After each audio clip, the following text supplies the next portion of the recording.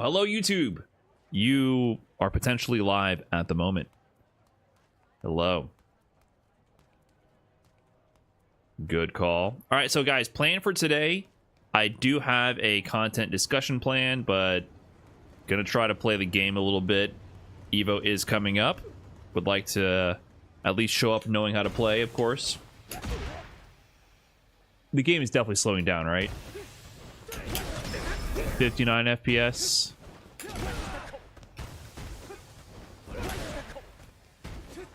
$59, $58.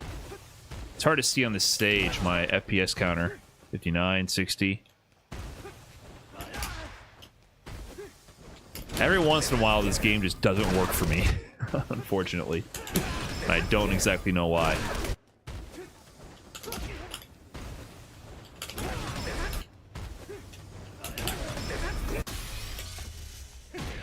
Do I SOCD shortcut my crosscut to super? 57 FPS. It's definitely dropping frames. Unfortunate. Was on a hot streak with the game working for a while.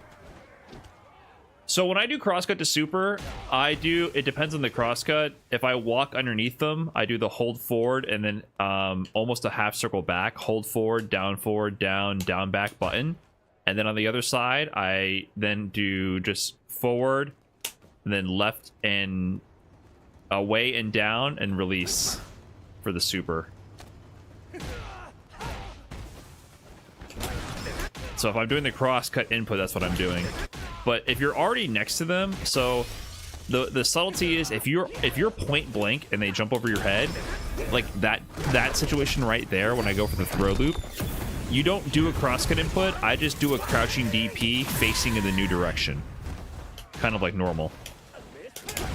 So it depends. If they cross up last second, you do the walk under method to the half circle like that. But if they crossed up early and they jumped over you, you are already facing in the new direction. You just need to start inputting a DP in the new way. That's kind of the idea. So that's where you can get tripped up sometimes. What up, YouTube? Did Jam Crofts ever take you up in the Sako combo deal? No, I don't think he ever practiced it, but I don't think it would matter either. Every once in a while, all those really intense combo YouTube videos are always fun to see their legacy, but also painful. My new favorite vocab word is specious. I think that's the word. Specious is when something appears to be one way and on a superficial level, but it's actually not what it appears to be. So what happens with a lot of these combo videos I talk about combos of like the hardest variation possible, which are usually exponentially harder than a similar looking combo variation. The whole point of that video is that JM Crofts challenged me to do an Evil Ryu combo that Daigo did at Sunfest.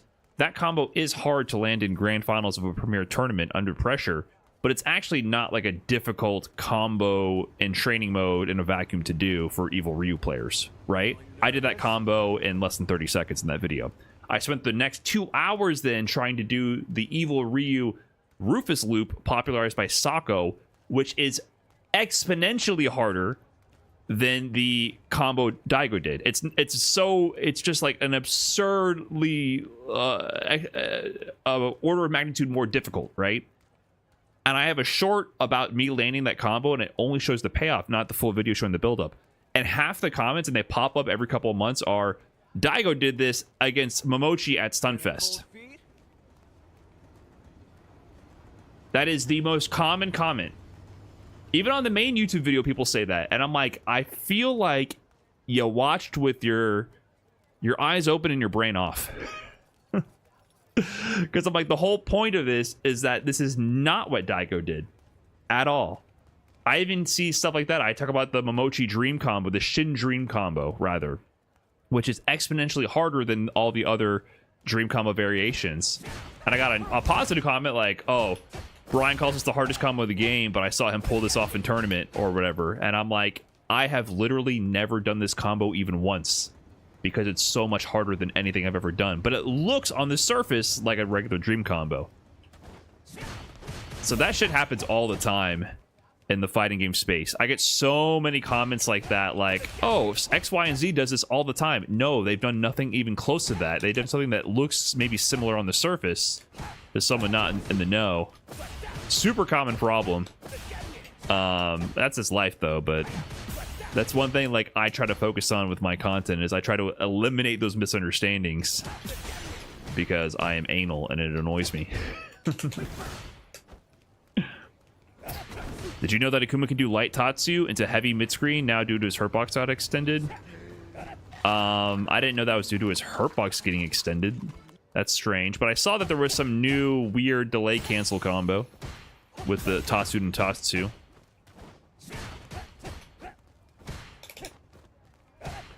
Bombrillo, thanks for the 9 months. What's up? Took me 2 hours to hit the Shin Dream combo once. I'm a stick with normal Dream for now.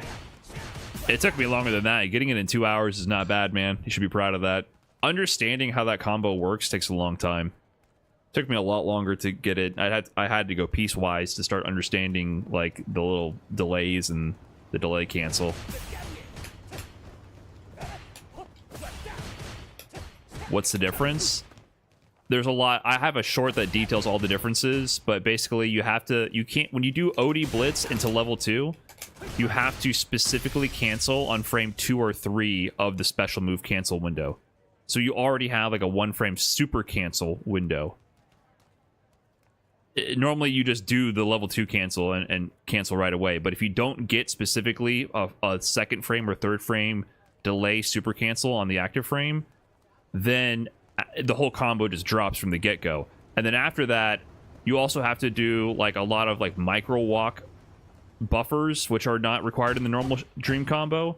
Dude, I'm getting 55 FPS. So there's a lot of little differences, but it ends up you get like 200 or 300 more damage. And Momochi has done it, but it's really Lashar's combo. Lashar is the dude who landed that consistently all the time. It's not tournament viable unless you're Lashar. He landed that in Capcom Cup. He landed that in a lot of other Japanese tournaments. He actually did it. But when he does it, people don't know. Like, it's even the commentators or whatever. Like, unless they're like the Japanese one, you know, the Japanese commentators knew what's up. But like, every time he's done it, no one made a comment about it, basically. And even now, to give them credit, even at this point, I have to refresh myself to look at the difference to remember, and I played the character.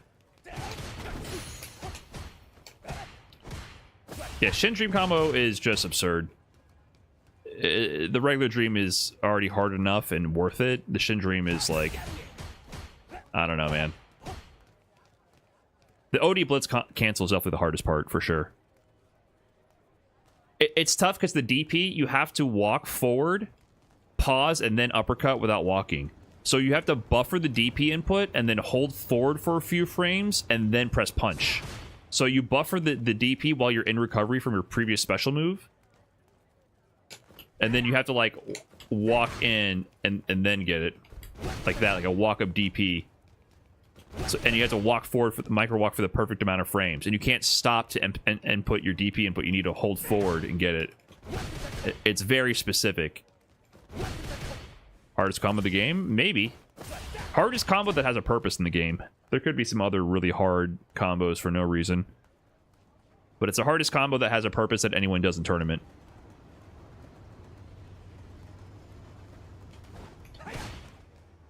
Yeah, see, I'm getting 56 FPS, and I don't know why. And that makes me sad, because this game was working well for me for a while. And now I don't know if I want to play. Unfortunate. The Guile super long combo has to be there, too. But that's another specious moment, because not all Guile's boom loops are created the same. And they all have different difficulties, and they're very subtle in terms of what those differences are. But I would still argue that no matter what, doing that delay super cancel and the micro walk makes that harder than most combos. Just that super cancel alone is so stupid hard to even get the combo to begin. So I think that sets it above most other notable hard combos in the game. Does Terry have difficult combos? Yeah, but they're not like that hard, but they are, you know, for Street Fighter 6 standards, they can be a little bit more challenging because his combo routing like this, you can drop it. These are all manually timed. So this round wave, you have to manually time it, and that when I do this drive rush into crushing medium punch, this is the less optimal version of it. If I do this perfectly, I can get stand medium punch like that. But I can tell, like, when I do this round wave, I can tell when I get the first frame or not. See, I can tell that I got it there. So, like, if you do this, you can kind of get used to the height. You'd be like, oh, I landed it, or I didn't. I don't think I landed it there. And if you go even way too late, you can do a crouch light kick, or stand light kick, rather. So this is like, it's not hard, but this is the easier variation. It's auto-timed. But you have a chance of dropping this, basically. So in general, Terry has a bunch of stuff like this. So if you see this route and you see someone go into stand medium, you know they got a 1 frame cancel. Dude, my inputs are not coming out. This is actually really bad. It's so weird. I don't understand. The game works and works and works, and then one day, every couple months, it just decides to not work. And it really hurts my feelings, because then that means I can't stream. Can't stream the game.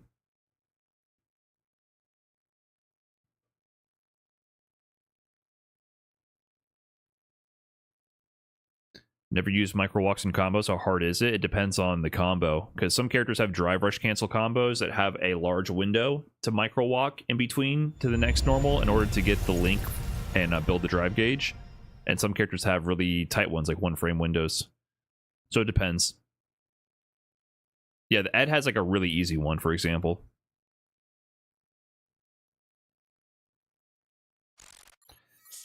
It's not just that the performance of the game is bad, it's just that it's inexplicable. I cannot explain why sometimes the game doesn't work well. It's completely inexplicable, and I don't have any variables I can follow. I don't want to verify the intent. I don't want to start doing the troubleshooting, because no matter what you guys say, it's just going to frustrate me, and it's something that's already been done or makes no difference. That's the worst part about it all. It doesn't matter what you guys say. It's been done and doesn't matter.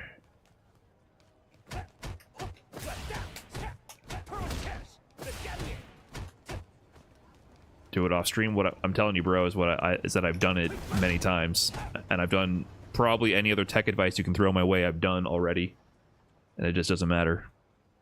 That's all I'm trying to say. I'm not sitting here saying I've done nothing and I've tried nothing and nothing works. No, I've tried everything and everything fails to work.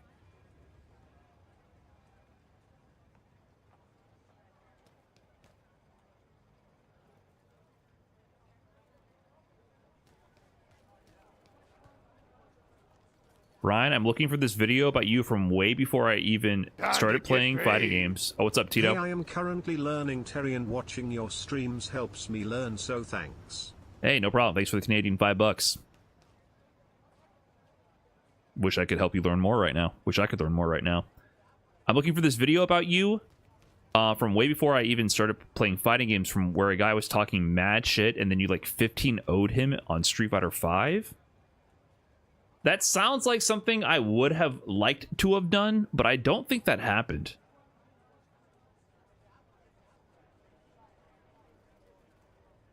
Or you're, like, remembering a very dramatized version of it, an exaggerated version of it.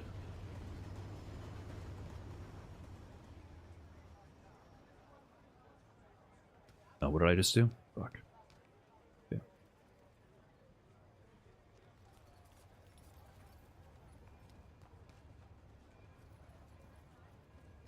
I've never gone to my local, and I just found out you and Jack are both from my same local. Hopefully I'll catch you there someday. Oh, I don't live there anymore. That was years ago.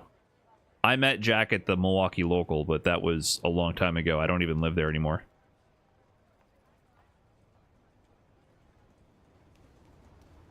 What up, Deku? Are you still streaming? I was lurking a little. You're still streaming? Oh, you are streaming.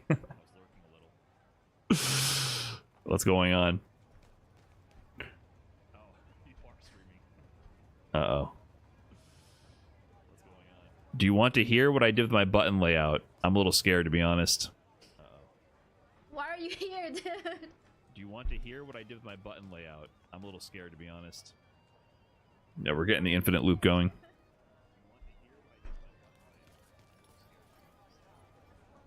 Yeah, we're getting the infinite loop going. I swapped the kicks and punches. Why? Why? I swapped the kicks and punches. If you're already making the effort to play class... It's easier. It doesn't matter if it's easier. It doesn't matter if it's easier. If you're already making the effort to play class... It's easier. It doesn't matter if it's easier, Deku. It doesn't matter if it's easier. It's not meant to be easy. It's meant to be the proper way to learn. I can't lariat when it's up top. It doesn't matter if it's easier, Deku. It's not meant to be. Yeah, you're gonna get shit on because you don't know how to play yet, but the ergonomics of it aren't gonna work out. I mean, it won't be the end of the world if you never play another fighting game ever again. The ergonomics of it aren't gonna work out. I mean, it won't be the end of the world if you. All right, you're just pulling a fucking Jimi Hendrix on us, I guess. Whatever. If you never play another Street Fighter game ever and never borrow someone's controller or never go to a tournament, it won't be a problem. If you never play another Street Fighter game ever and never borrow someone's controller or never go to a tournament, it won't be a problem. It will be fine, dude. Alright, see ya, coach. Bye-bye. Just wanted to tell you that. Bye. Bonmi, we have gone deep into the Bintan district. This is about a 10-minute walk from any main road. But if Did I fail my students?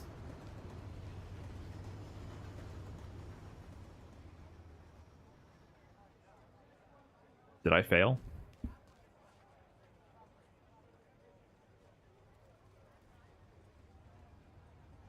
I really did try. You know? I really did.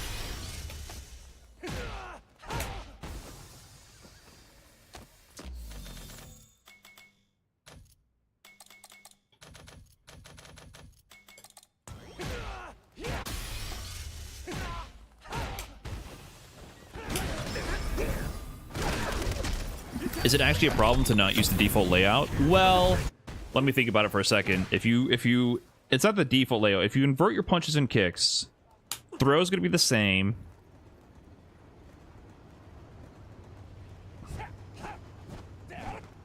These will all be the same. It won't really matter. The problem you're setting yourself up for is just inconvenience down the road. If I really think about it, it won't... Generally, it won't matter.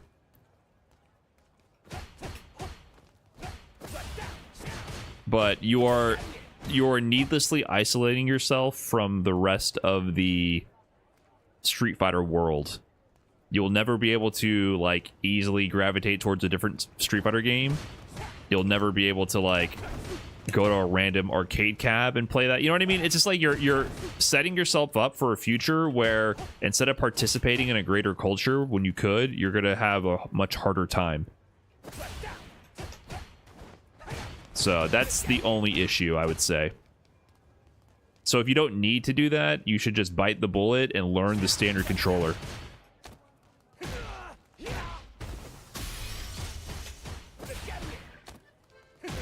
If you don't need to. But it's true at the end of the day, you can play whatever you want. What's an arcade cab? I mean, the thing is, like, if you get really into it, you go to Japan, they're out there. With people playing them. Deku's going to Evo. What if she sees a Street Fighter 2 arcade cab or a Street Fighter 4 arcade cab? You know what I mean? So you're kind of just, like, pulling yourself away from a legacy for no advantage, really, is the only thing. But at the end of the day, it doesn't matter that much, but that's the downside, I would say. Albino Lobster, thanks for the 31 months. And RICK.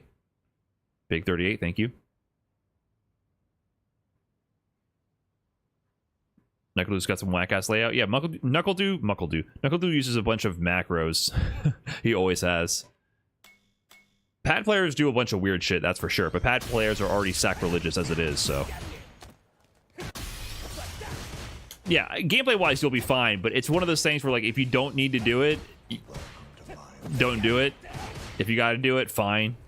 It's just one of those. That's my opinion.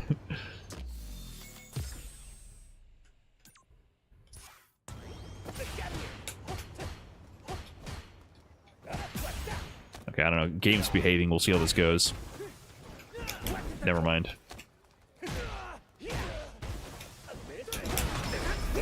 Going to my first local. Any advice? Say hi. What's up? What are you guys playing to? Can I get next?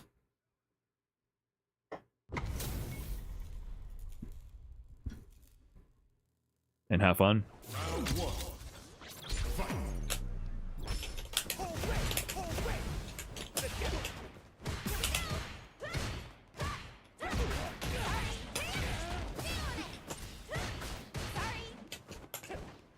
Oh, we are lagging.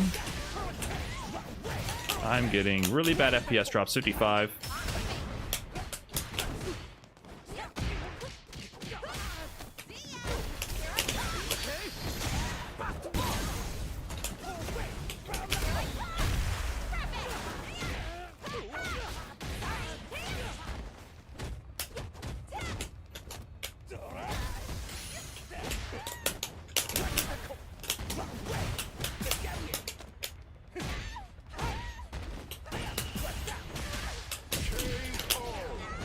Yeah, I don't know if I can play like this, guys. Unfortunately.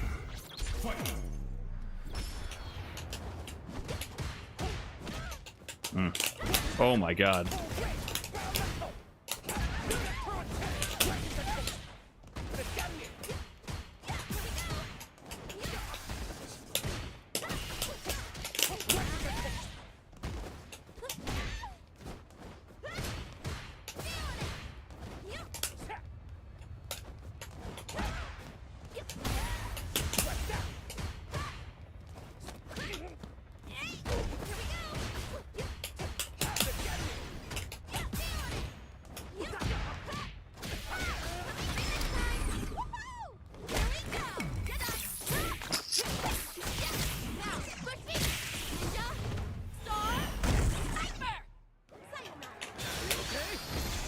I'm out. I'm in.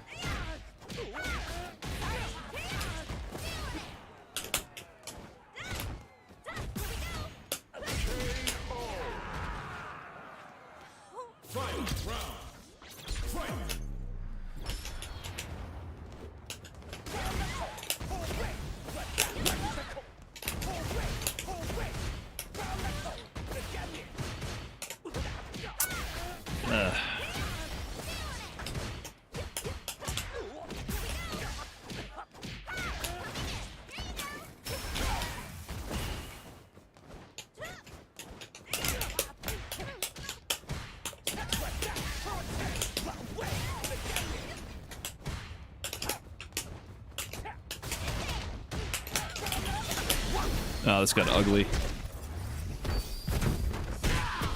I'm definitely a little distracted from the frame rate drops. I'll finish this set, but I don't think I'm going to play. It's really disappointing.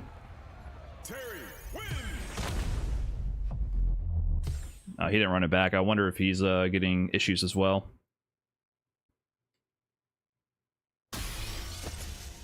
Like, my frame rate drops could be impacting the connection. Yeah, I don't know, man. Sucks. This literally was working. I had the same issue a couple months ago. No, my CPU usage is not.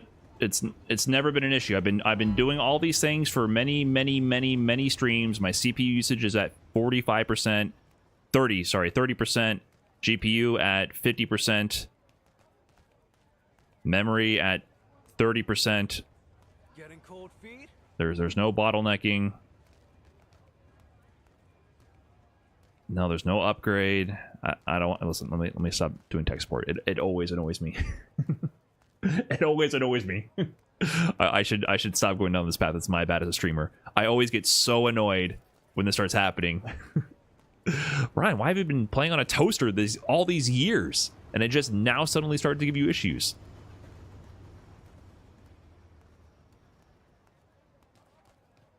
The temps are fine. Everything's fine.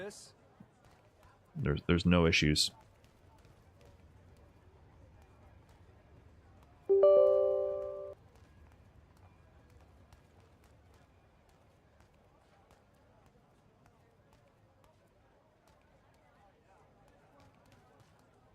I've done a billion different graphic driver updates. I've rolled back, I've rolled forward. Tried stable known versions. I've tried so many things. Getting cold feet?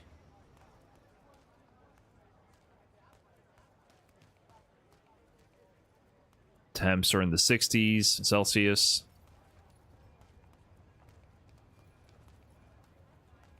Upper 50s for CPU.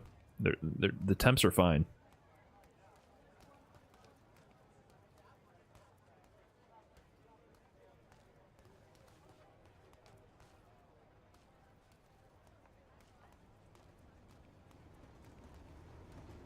Feeling nervous?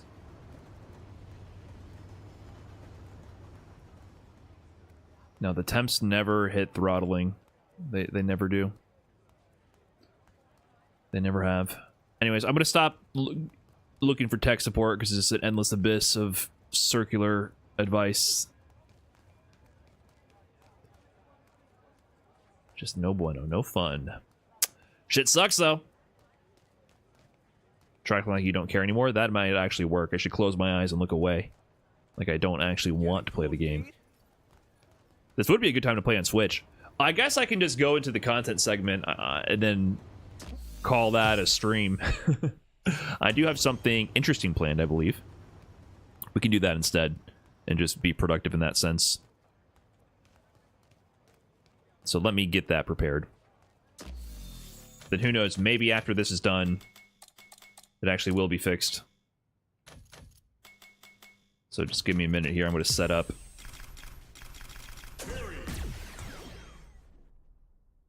Boot up Street Fighter 5.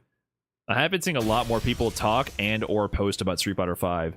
I think Neon literally posted him doing a Minot combo in Rank today. And I was like, is this an old clip or did you actually sign into Street Fighter 5 and do Minot combos? He was beating up some Diamond Abigail doing the full V-trigger Minot loop for like 30 seconds on some poor Abigail player in Diamond Rank who like never upgraded, probably some kid who didn't have cash or some dude the hyperfixation. It's always an interesting phenomenon to me, like those people who don't move on in a Street Fighter type title because there's very little incentive to stick around in Street Fighter 5, especially in a game so based on competition like a fighting game. And it's not a retro title. Like sticking with Street Fighter 5 when Street Fighter 6 comes out seems so strange to me. Such a strange thing to do, especially if you weren't like a top level player. So like that Diamond Abigail, I'm just wondering like who is that person? What is going on in their life that led to them getting clipped by a top level former competitive player going back to their old main to do this Minot combo for 40 seconds on them as a moving training dummy. Like why are you there? I understand Neon more than anything, but like why are you as the not, like you didn't have competitive memories, you weren't like that invested in being competitively strong in the game. It's just an interesting thing. Like is it economic reasons, like they couldn't or didn't want to invest money and spend that on a new product? Is it just a hyperfixation? I'm always wondering about that.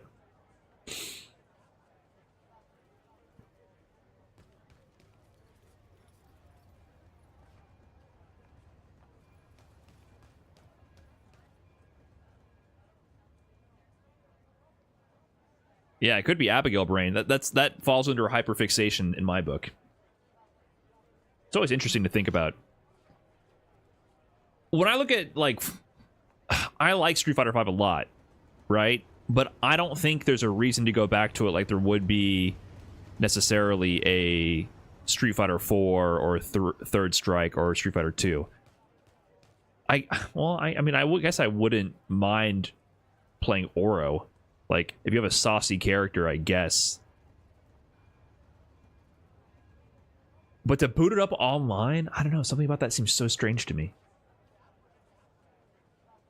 It seems so strange. Or unexpected. And that the fact that there's a community of people, like I can go into ranked right now, people are still playing it, is so strange.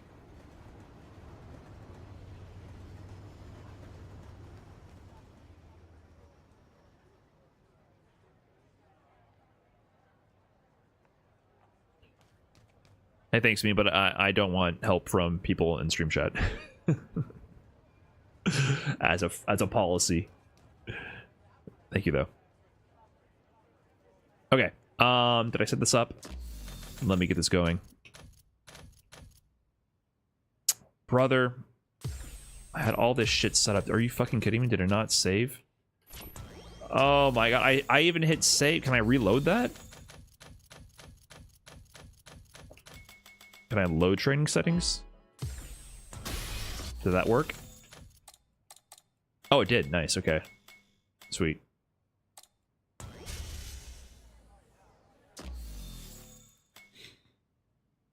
Camera rocks right now. You know what I think it is? So I think, like I mentioned last night, I moved my camera around to film some stuff. And, you know, of course, whenever I do that, I break all the settings. But I think when I put it back onto the webcam mode, I noticed an icon on the display here. I can see the preview in the camera right there. And it had a face on it. And I looked up what that icon meant. It had a face and it said mid. And I was like, is it saying my face is mid? And I looked it up, and apparently, if that was always on, which I'm not sure it was, it might have been, that might be what the difference is. Now that people mentioned it, I'm thinking about it.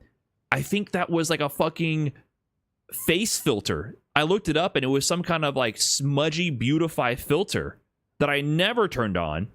I think it's on by default. And it was on the mid setting. Like, you can crank it, basically. And I turned that off. And so now I think you guys can see my wrinkles and everything and my imperfections and my pores. But it makes it so I think my face was being smudged this whole time, and I had no idea. Like, I think there was like a blur effect. And I had no idea. But I think now you can actually like see my wrinkles and pores. But I think even like the tuft of my hair, you could like, you can see through it now.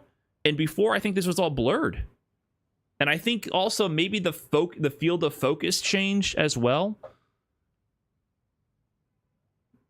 So yeah, it stopped blurring my face, which I noticed it looked a little weird for a long time, but I had no idea what it was.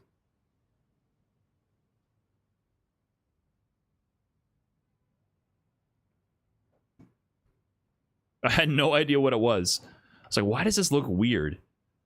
And so now it definitely looks more detailed, like crisp, which I prefer. Show us the max setting. I'd have to get, dude, these menus, there's like 7 main menu tabs, and then each tab has like 15 pages underneath them. I don't like touching the settings on this camera.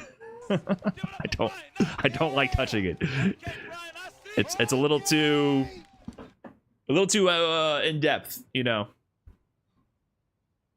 Now I just feel like it looks like crispy as fuck.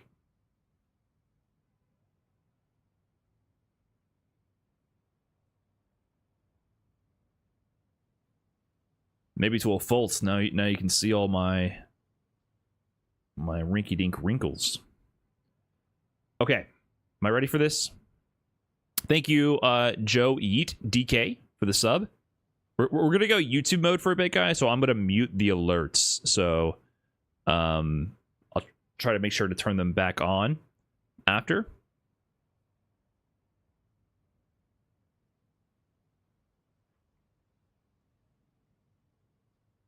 But I will be talking a little bit to the camera. So with the Season 3 balance patch now being a couple months old now, I did want to go back and look at one very specific line because I think this change has been going under the radar a little bit, and it got me to really think about some of the game mechanics myself. So much so that I even made a full spreadsheet to detail the implications of this change. So there will be a spreadsheet at the end of this video. So if you're, I know people have been missing the spreadsheets for quite some time, and yes, it is even color coded as well. But the line I'm referring to in the patch notes is this line here as part of the overall concept in the first part of the adjustment summary for the Season 3 balance patch. If you don't want to call it the Season 3 balance patch, in the 2025-06 version patch that we are currently playing on. And the line reads as such. In anticipation of long-reaching lows becoming a powerful way to begin offense, characters that are able to cancel their crouching medium kicks will no longer be able to evade an opponent's throw after having their drive rush to light attack blocked from crouching medium kick. This will require the opponent to throw as soon as they are able. So what this meant is the death of shimmy from crouching medium kick, drive rush cancel into jab, supposedly. Now, if you actually go through the patch notes, the only characters that actually have anything mentioning this change is Ken, Rashid, and M. Bison. So if we look at Ken's changes as a reference, you can actually see this mentioned in his character changes.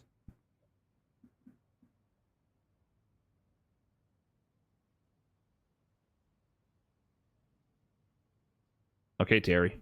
I don't know what that was. Why is Terry jump scaring me here? Okay, this is the change. So if you wanted to see where this was in the document, if you downloaded the PDF, you can search for this change. Forward momentum. The changes to standing light punch for Ken. Extended forward momentum from drive rush by 3 frames. And then you can also see that from crouching light punch. Extended forward momentum from drive rush by 4 frames. So you can see that for us, either they're standing, crouching, or both for the light punches. This happened to Ken, Rashid, and M. Bison. But they didn't put this for any of the other characters. So I was like, wait a minute. If this was supposed to be like a universal change, does that mean with other characters you already couldn't shimmy from a drive rush cancel to jab? It started to get me thinking. I was like, wait, how does this mix up even work? So I started investigating this, and we're going to break down exactly what's going on with this change and how it actually shifts the defensive meta a lot for this technique and changes the risk reward and how you can consider applying that to your own matches. And then we'll get into the spreadsheet to break it all down. But first, for this to work, you need to understand something very, very important. So you need to understand the DP OS on drive rush cancel. So what is that about? So this is a drive rush cancel to jab. Why does this even matter in the first place? So that matters because the only thing you can ever possibly do from a crouching medium kick drive rush cancel that is a true block string, meaning there's no gaps whatsoever, is a light attack. And that might vary which light it is based on the character. Some characters have slower lights than others, but your 4-frame light is generally what it's going to be. What does that mean in practice? So here I have Terry doing DP immediately after blocking a move. If I do crouching medium kick and go into jab, immediately it's a block string. The DP is not coming out until after they block the jab. But if I try to use any other move, this is my 4-frame light. If I try to use my 6-frame medium, there's a gap in the DP interrupts. It doesn't hit in a true block string, which means if I go crouching medium kick also to a throw as well, there's a gap there, right? So what does this mean? This means that if I react when I see green after a crouching medium kick drive rush cancel, I can input a DP and it will beat any mix-up they go for whatsoever, and it forces them to end in a jab to keep it airtight. So if I instead show you that on the defensive side, I'm going to have the dummy do crouching medium kick to drive rush cancel to jab. If you look at my inputs on the left, I'm actually inputting DP after blocking the drive rush cancel, but you see I'm still blocking, because if you're in a true block string, meaning there's no gap, as long as you don't get hit high or low, you do have to properly be standing or blocking. I can mash whatever during this and my buttons don't come out and I don't get counter hit because this is a true block string. So I can exploit that by inputting DP from crouch during this cancel. And if he goes into a jab, I start blocking after the jab and then my DP doesn't occur. Now, in this recording, instead, I'm going to have the Terry player do crouching medium kick into a throw. And then I'm going to do the same thing here, where I'm going to do my DP at the same timing. But this time, my DP comes out because they left a gap. Same idea if I instead go into, they go into the crouching medium punch, which has a gap. My DP comes out. And I can prove that this is a real consistent OS. I can turn all three on. And I can just keep looping this, right? And I can practice this. So if they do jab, the DP doesn't come out. If they do crouching medium punch, the DP comes out. And if they do throw, the DP will come out. But if they do jab, I'll go back to blocking.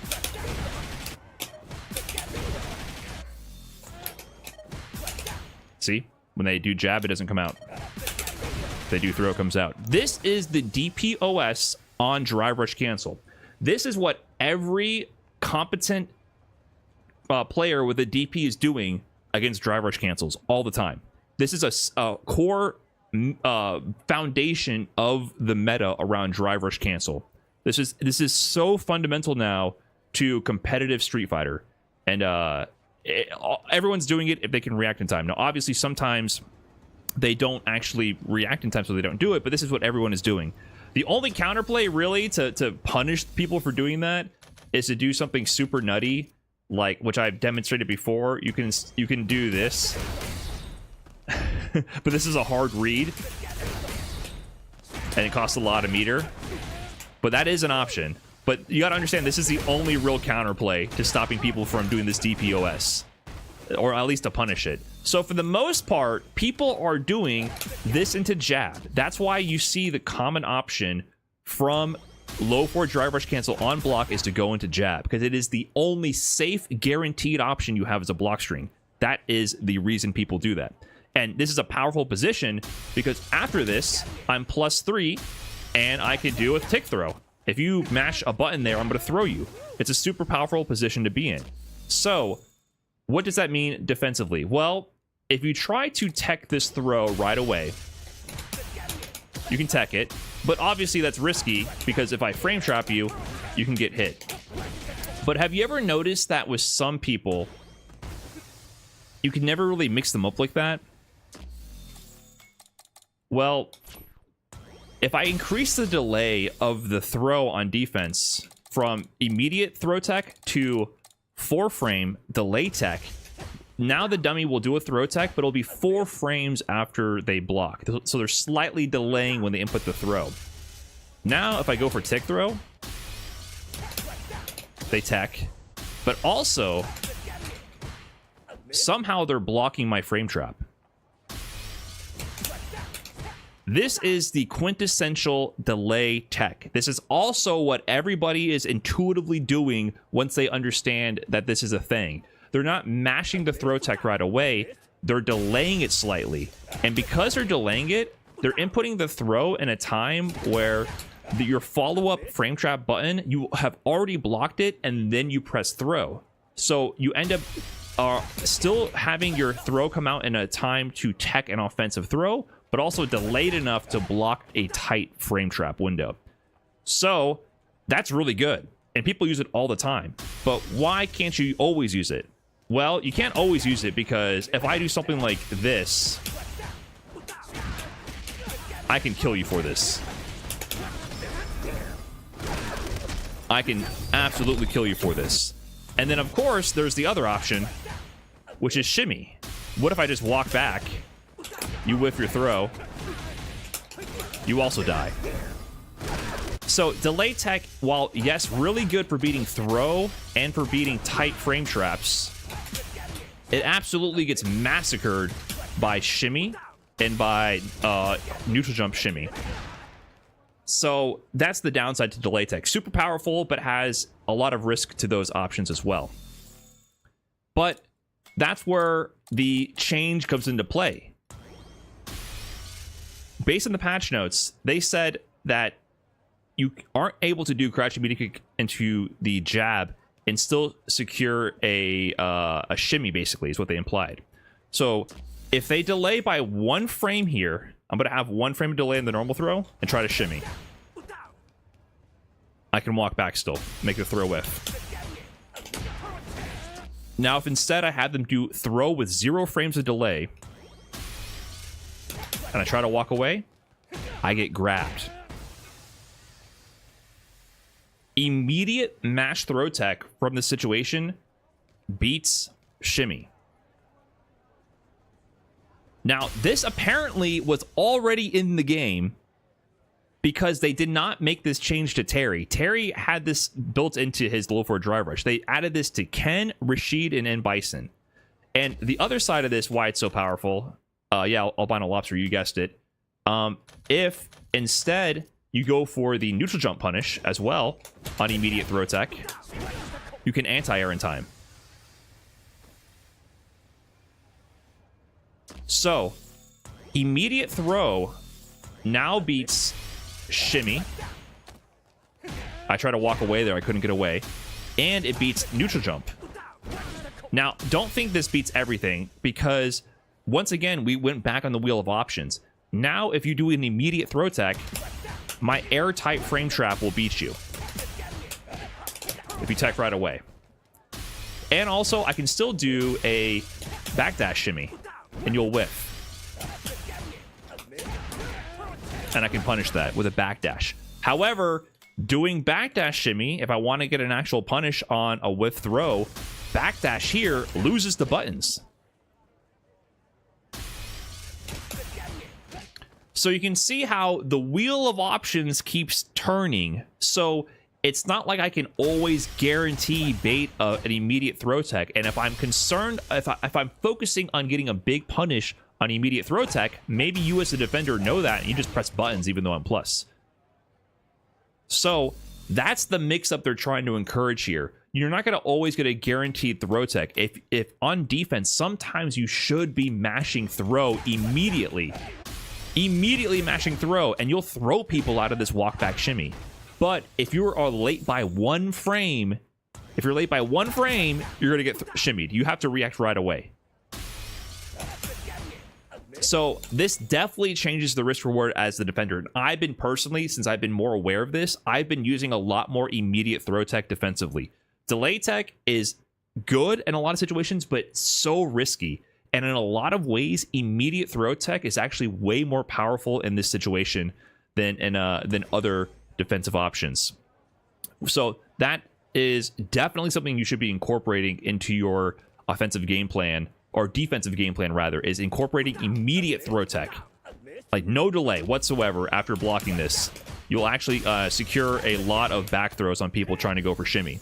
And on the other side, you as the offensive player, if you notice people are going for that, you need to incorporate things like your fast frame traps and potentially a backdash shimmy. You need to understand what your opponent is doing. You need to actually be thinking about this interaction a lot more. And apparently this all existed in the game, because in the patch notes, they only added it to 3 other characters, which got me thinking, wait a minute. If you're saying that this was added to be universal, but you only had to add it to Ken, Rashid, and M. Bison, does that mean every single crouching medium kick in the game had this property where if I fast tech, I can beat shimmy from any distance? Well, I went to testing that, and so I was like, wow, this seems to be pretty universal, right? So if I try this with Ryu, for example, I'm going to have Terry here once again, immediate throw tech. So if I do crouching medium kick, drive rush cancel, and I try to shimmy after the jab, I should get thrown here.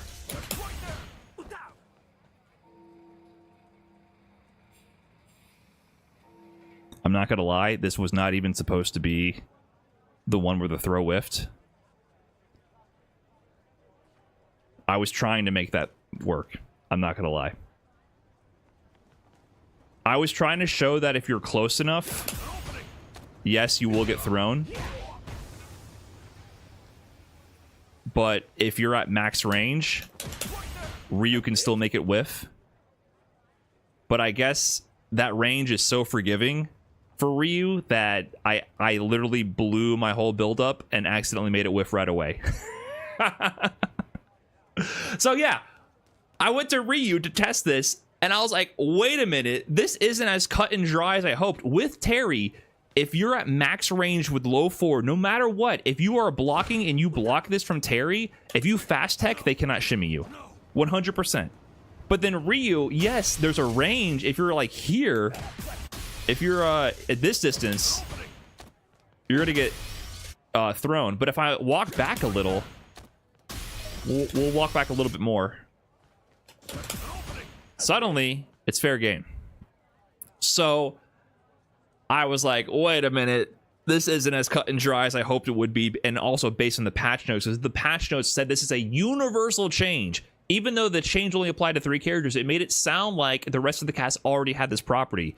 It ain't like that. And when Ryu shimmies you, and he does that, you die.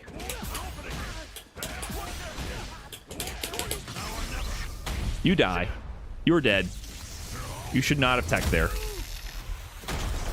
So this got me investigating, and this is where the spreadsheet comes into play. I went ahead and I tabulated all of the crouching medium kick drive rush cancels from all the characters that have them to get down to the bottom of how this operates across the entire cast. And with that, I have finally the spreadsheet reveal. Here is the spreadsheet. So the way this works is we have the characters on the left, and can the characters actually do a shimmy, or do they get thrown? In green means they can shimmy you. If red, that means they cannot shimmy you. So as we look here with Ryu, at max range, he can shimmy with both his standing light punch and crouching light punch. It doesn't matter. He's going to get that shimmy. Cammy as well. Cammy can still shimmy you no matter what. The nerfs did work. They nerfed Ken, who can no longer shimmy you. They nerfed Rashid, who can no longer shimmy you. And they nerfed M. Bison, who can still shimmy you.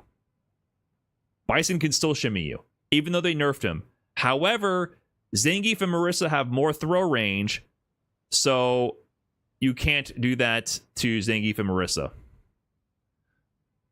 So they nerfed Bison, but he still has it against most of the cast at max range. But this still did clarify some things. If I'm playing against a Luke, Jamie, a Ken, a Rashid, Chun-Li can still shimmy you, by the way. A Rashid, Ed, Akuma, Terry, or Mai. I know for a fact that sometimes I can incorporate immediate tech in order to have a different defensive option against the drive rush cancel into jab mix. So at least there is some kind of learning to be happening here. But if you're playing these guys, Cammy, Ryu, Blanca, or Chun-Li, and pretty much M. Bison as well, you're still guessing hard. You're still really guessing really hard. Oh shit, I didn't have Jury on here. I do have Jury. Hold on. Let me pull up my notes. Sorry, Jury cannot shimmy as well. I must have missed her. I'll add her to the spreadsheet. Yeah, Jury is a no on the shimmy. She should have been after Jamie. That's my miss. But you cannot shimmy with Jury either. So if I just do here, can I insert? What about this? Can I insert 2 rows above and do this and call this Jury? This is no, and Jury is +2 on stand light punch and +3 on crouch light punch. And now I have to exit this because I can't stand that this isn't left aligned for some reason.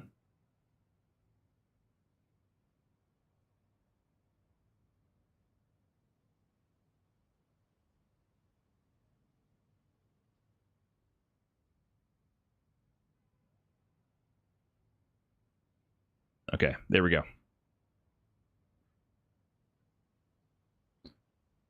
Full spreadsheet. Elena. So guys, this table only includes characters with a crouching medium kick drive rush cancel. So I didn't do any investigation to shimmies from a medium or anything like that, like a crouching medium punch, not a low. This is just for the low forward drive rush cancel characters. So Elena does not have a low forward drive rush cancel, a crouching medium kick drive rush cancel. So I did some digging. So yeah, it seems like with the changes, they did increase the number of characters where fast tech is applicable, but I'm a little confused about these guys. So just to be clear, if these characters are within a certain range, yes, you can quick tech to beat shimmy, but they're able to still space their crouching medium kicks to make your throws whiff. So that's the difference with these characters in green. They're still, if they're at max range, they can shimmy you. If they're really close though, for sure you can quick tech. But I do think in general, the one takeaway from this is for sure that quick tech is a strong option to incorporate. Don't always be delay teching, because that can be extremely exploitable, but also don't always quick tech. You need to mix up your defensive options for sure. And I think just knowing your options is powerful. While yes, I am still also a little rather not moved by the molasses pace of the patching, and I still don't love crouching medium kick dry rush as a defining mechanic of this game. Knowing your options does help you play stronger and feel more engaged in the decisions you're making, rather than autopiloting defensive options and not understanding concretely the risk reward of what you're doing. If you don't have these things ironed out, I think you tend to autopilot options and then get upset when they don't work, rather than understanding what other options you could have chose based on their habits and work towards implementing those and finding more success. So I think that can help. I think that can also lead you to having more fun and more conscious decision making in these defensive situations. And I thought that was pretty interesting. So I don't know why they didn't nerf everybody to make this 100% of the time not have this issue. It's a little weird, but now we know the facts about this change. And that's all I got. Thanks for watching. If you're new to the Clips channel, by the way, please subscribe. I'm trying to do more videos like this on the Clips channel, not on the main channel. So if you enjoy this, let me know with a little subscription. Appreciate it. Peace. Okay. Done. I was actually sitting on that for quite some time. I had that in my notepad for a while. And so today, after work wrapped up, I put the spreadsheet together, because I think the spreadsheets, people like spreadsheets. I think it helps really visualize everything and make it digestible.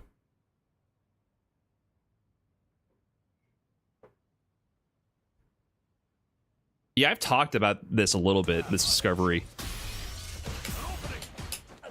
I've talked about the quick tech rather a little bit on stream, because I have been using it.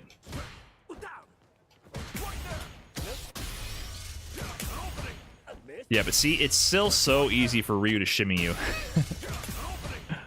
I don't understand why.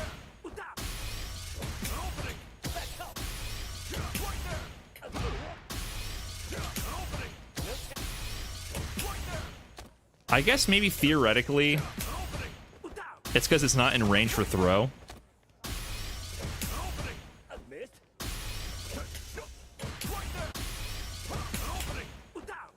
Okay.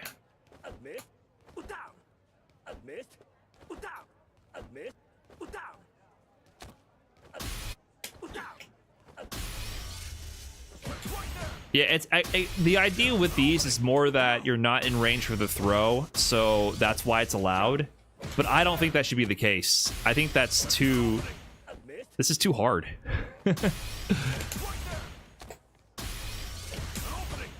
I like the idea of what they did, but like having this just be like, you have to know so immediately what range they landed the crouching medium kick at.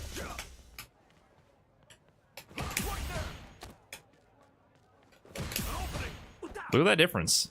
Here? Here? You can do it. Here? You died.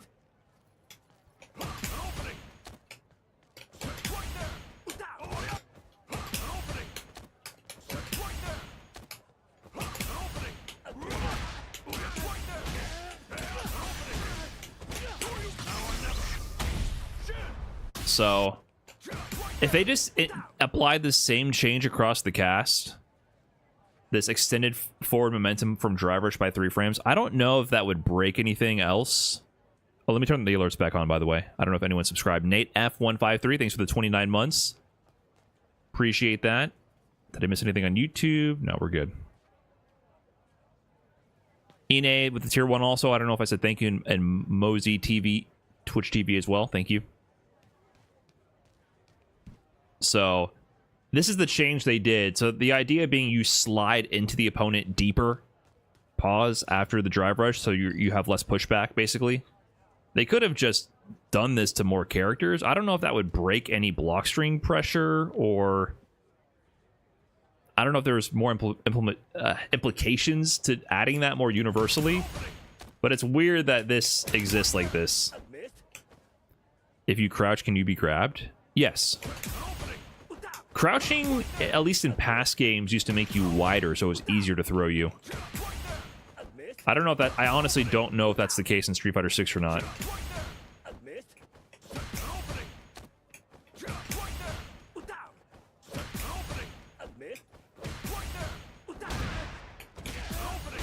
Did they patch the Guile OS? I believe so.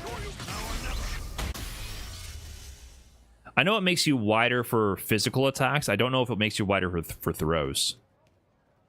Is what I mean. I know for sure it makes you wider for block strings. Absolutely. I just don't know if the throw hurtbox increases as well. A lot of the stuff, I have to check my assumptions, because a lot of the times I think things are the way they are, and they're like intricate details about the Street Fighter 5 engine that I assume are the same in Street Fighter 6. That I have to be like, wait, I don't know if my brain is just like shortcutting and defaulting to the Street Fighter 5 esoteric knowledge I have logged and lodged into my brain. Old Spicy? Thanks for the tier 1. Appreciate that. What is Brian cooking? Why is the title like this? I just went over what the title is about.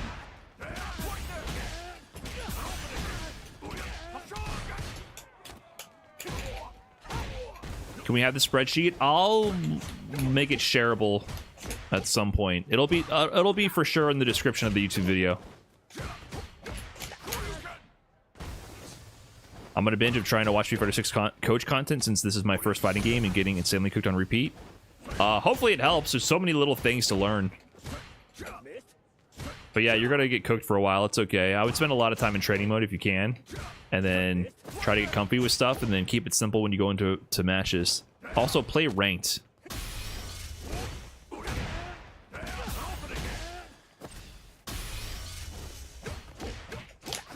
Broski was filming a Ryu content video this morning as well. Well, I'm not doing Ryu content. Here's just an example. This applies to Cammy as well, Blanca, and Chun-Li. Chun-Li is crazy because she can do it from crouching leg kick as well. Brian, I'm a DJ player. Any advice? Feel the rhythm? I don't know, man. What do you want me to say? Dry rush more?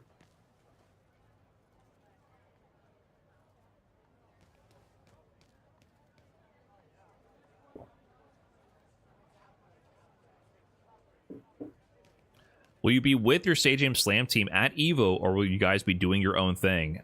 I mean, I'm not going to be like conjoined to the hip with them.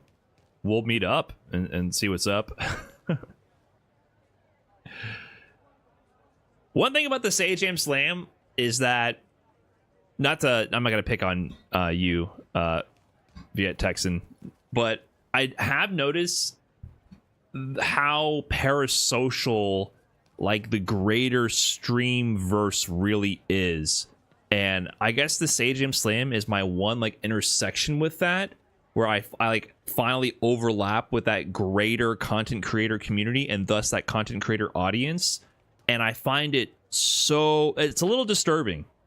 Not that what Viet was saying was disturbing. I don't want to make you feel bad about that comment, but it is hinting a little bit in that direction. That was an innocent comment. But I've seen people do like not as innocent, like weird fanfic stuff. You know what I mean? Like people like form these fanfics about you as characters, and they treat you as characters, and it's just like you notice it, you pick up on it here and there. Not that I'm not saying no anyone's done anything graphic or weird, but I'm just saying in general, people project their interpretations of your mental state, your opinions, your emotions. You know what I mean? Like I saw people like speculating on like my emotions after the slam. And I'm like, I felt none of those things that you were saying. Oh, Brian was so this or that. I'm like, I felt none of those things that you're saying. You completely made up, that you projected onto the video feed on the Twitch stream this whole narrative in your mind about what I'm thinking or my personality or my character. And I'm like, that is not at all even close to where I was. And that usually only comes up to that extent during the Sage Jam Slam. And I think that's a common like thing that happens with content creators, especially the people who are in like the general streamer verse, where their content is more about them as people and characters, and also how these characters interact, kind of like a reality TV show, right? And then people like to speculate and discuss the characters, and that's fucking weird, man. It's so weird to me. It's so weird to me. It is so weird when I start seeing that. And so the Sage Jam Slam is cool and everything, but I definitely get exposed to that side of the internet as a character in these plays a little bit, just to a small degree. And it's like, what? Which is why like I always feel so much better when I'm doing shit like this. It's like, hey, here's a transaction. I sat down and I labbed every character and I made a fucking spreadsheet to potentially impart you with information that you may find valuable if you are a niche audience of a niche video game and a niche scene, right? Like, I feel so much more satisfied with that transaction. And then you go, okay, thanks, cool, thumbs up, like, subscribe. That to me is like perfect. I helped you. You appreciate the help. You give a little acknowledgement. I collect some AdSense along the way. Bada bing, bada boom. We're a clean, even interaction, right? But when you do the Sage Jam Slam, it's not about that. It's about the drama. It's about people looking at you and then imagining how they would feel if they were you instead, and then assuming that. It's very different. It's very different. So it's just interesting to see. And I'm down for drama, which is why I like tournaments. I do like tournaments because I like competitive drama. I think competitive drama is a healthy way to experience that. I think there's like a little bit of a transaction there as well as being competitors, especially when you do like watch a tournament, right? There's still a layer of separation there. When there's commentators commentating the matches, the players are on a stage, right? There's still like, and there's natural stakes happening, and everyone's competing for the same goal. That to me is healthy drama, because you can kind of pull away from that. But when it becomes like streamer level, I'm like, it's getting a little, a little strange. That's kind of the whole draw about the Road to Warlord 2, to be honest, the story and recurring antagonists. Yeah, I mean, I guess, but even with the Road to Warlord, there wasn't like, it's hard to describe. I was sharing that journey with people, but I never felt like people were speculating about me. And I think because it was like it's like a solo stream and not with interactions between people, it's a little, I just think it's different. It's hard to describe. I don't have the exact words to describe my differing impression of these things, but I feel like there's a compounding element when you have actual human interaction, and then people start to get invested in the relationships between different people and those dynamics. Whereas when I'm streaming ranked, it's just me narrating my thoughts to begin with, and I don't know, it's like that shit like that still happens no matter what, being a content creator and a streamer. But it's a little, there's still a lot more division, and it feels less parasocial.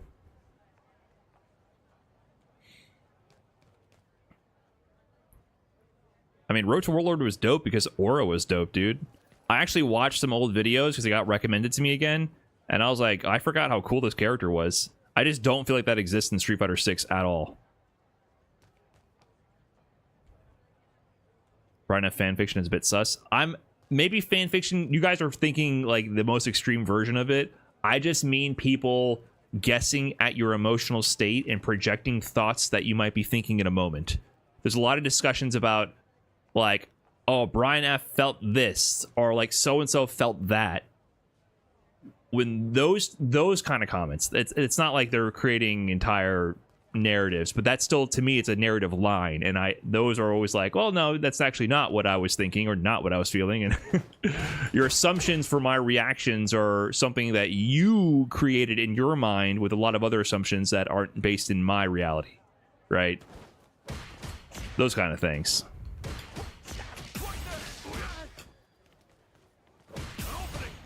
So it's not that big a deal. It's just like one of the aspects of it I noticed. I'm like, huh, I guess this is what happens when you start getting into like that greater influencer sphere.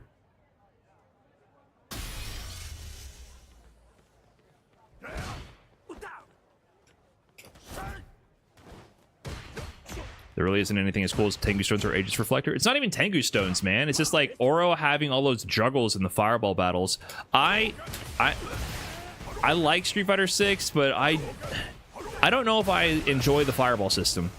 I think the fireball system is less dynamic. That the fact that OD just flat out beats regular projectiles, I think makes the interactions a lot more flat.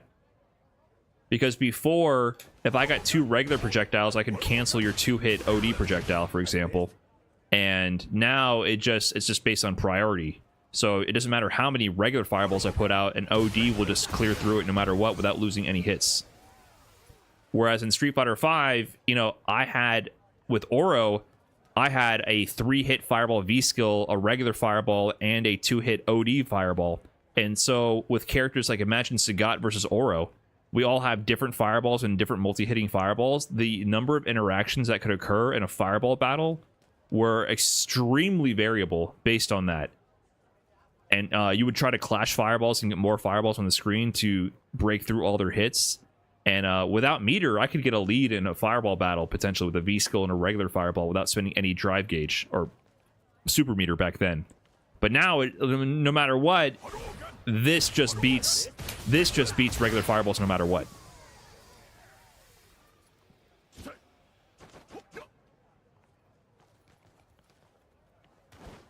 So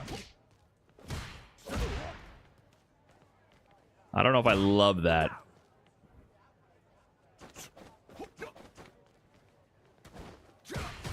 Fireballs are extensions of a normal, like a long-range poke. Not always. That's very Shoto-brained of you, I think. Trust me, when I sat full screen with Oro and I pressed V-skill, I was not thinking, yeah, this is my 700 frame sweep from full screen. Yes. You know what I mean? Like, yes, obviously if I'm doing this is kind of like a footsie fireball. But also, if I sit here and I throw this and I do this, I don't think this is I'm not thinking about this as a poke at all. I'm thinking about put a hitbox on the screen to control their movement, not let them throw a fireball, and let me stall them so I can charge Denjin. Right? So it depends on the utility of what you're doing. Sometimes projectiles are just projectiles.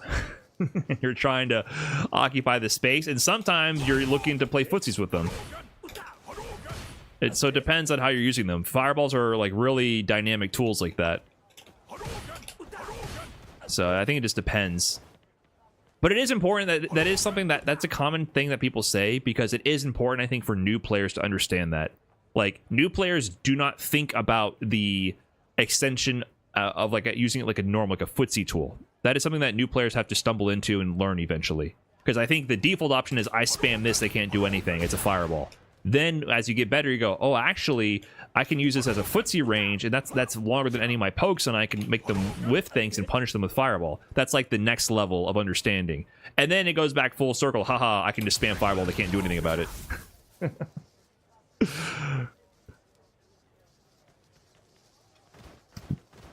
It's the mastery meme. Yeah, the bell curve meme. Yeah, exactly. Well, really, I'm simplifying, but at a higher level, it's that there's a lot of utility, including pokes, including zoning, including fireball traps, including just putting shit on screen to cover your ass. So it varies, basically, is what I'm getting at. And I think a lot of the fireballs in this game are footsie fireballs. But because of the fact that we don't have... I think that's also a symptom of the fireball system, the clash system. We don't have as many zoning fireball battles because we literally don't have that ability because of the OD system.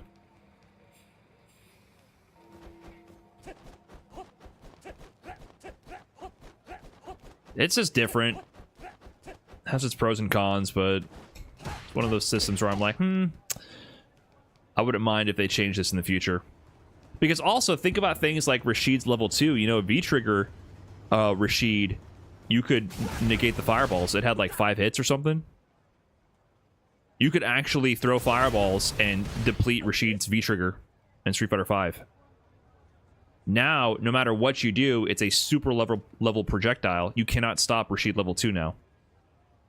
There's regular fireball priority, OD, and then like super priority. And you can't do anything about it. Maybe like Guile can level 1. Or like, yeah, like Ryu, like fireball supers I think can deal with it, but I don't know the exact interactions. But think about how that flattens the interaction curve. You just have to eat it. You just have to take it. Whereas before in Street Fighter V, sometimes you can get like weird situations where you can kind of outzone the level 2 or the V trigger.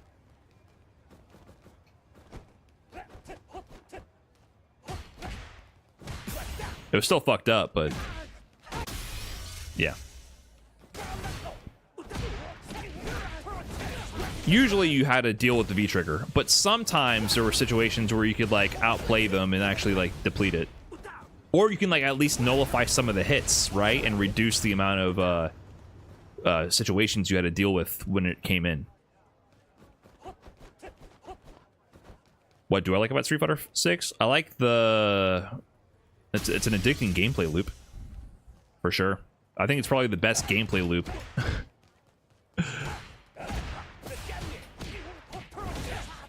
It reminds me a lot of, you know, I've been playing a lot of Volatiliy.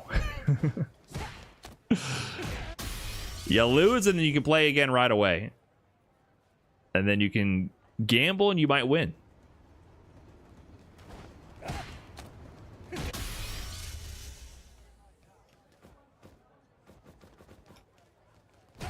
And I think Punish Counter is one of the best systems ever made.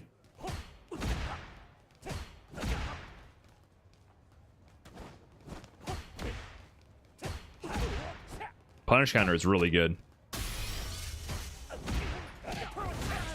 I didn't hate Crush Counters like people did in Street Fighter V, but I do think Punish Counter is definitely a good evolution of that system. So Punish Counter is really good.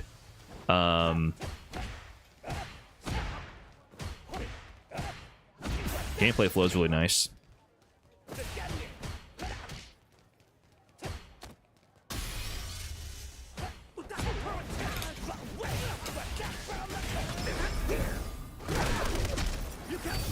I think 6 is a really good game, but it's just very frustrating. You got to play it in short bursts.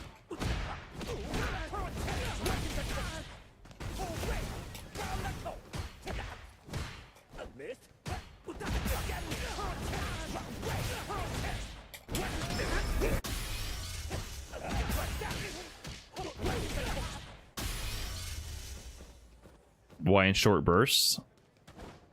Because how many times can you eat a crouch when you can dry rush and get throw looped until you get a little frustrated? Now the FPS are still dropping and it gets worse in games. It's still dropping to like 55. If I see it drop to like 58 while I'm in training mode, I know that when I go into a game, it's going to be dropping to low 50s. Was 5 not a short burst game? 5 towards the end was extremely slowed down.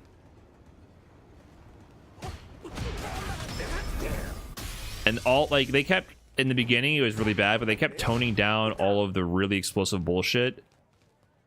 And they kept adding scaling to like V-triggers and nerfing them in certain ways, so it took a long time, but it got to the point where it was actually, the main criticism of Street Fighter V is that it was too slow. It was actually too slow. is actually the big problem with it. It got kind of solved towards the end.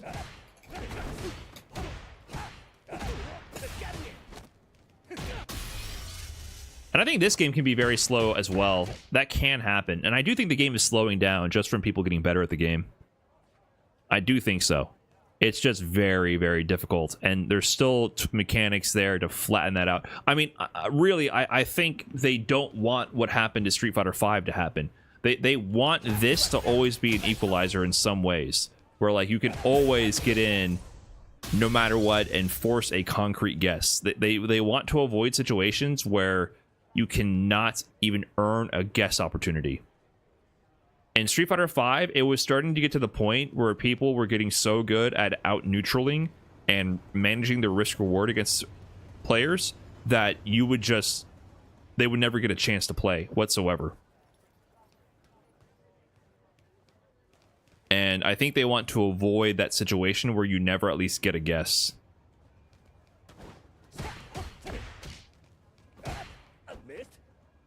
Because no matter how good you get at the neutral, if you even block something, you can be forced to a true guess situation. So obviously you could have played better to the point where you're not even forced to block anything, yes. But they want to compress that window so you are more likely to at least be forced into something where you have to make a true guess at some point in the match. I get extremely tired of trying to react to stuff in Street Fighter 6. Is that normal in older Street Fighter games? Yeah, it is to a degree, but I think it is cranked up in 6 because there's also more things to react to. So it's part of it. But in general, in every fighting game, you're going to have reaction tests, and it's more about the strategy of what you're looking to react to. And the number of things you need to look to react to in any situation is what makes it difficult.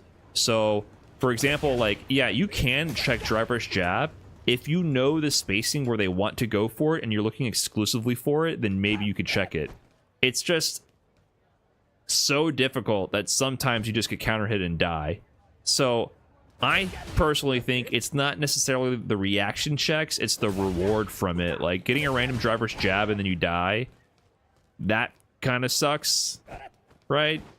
And then like I definitely sometimes lose games to like players that I would consider much weaker than me just because this happened to me, right? Like that does happen. And then sure, you could argue I shouldn't have been in the corner. Sure, you could argue that, you know, I should have reacted, yes. But at the end of the day, you can lose half health, and then it becomes volatile in that sense where it's easier in 6 sometimes for things like that to happen, for sure, than other games. But it's still all reactable. It's more about what you focus to react on in any situation.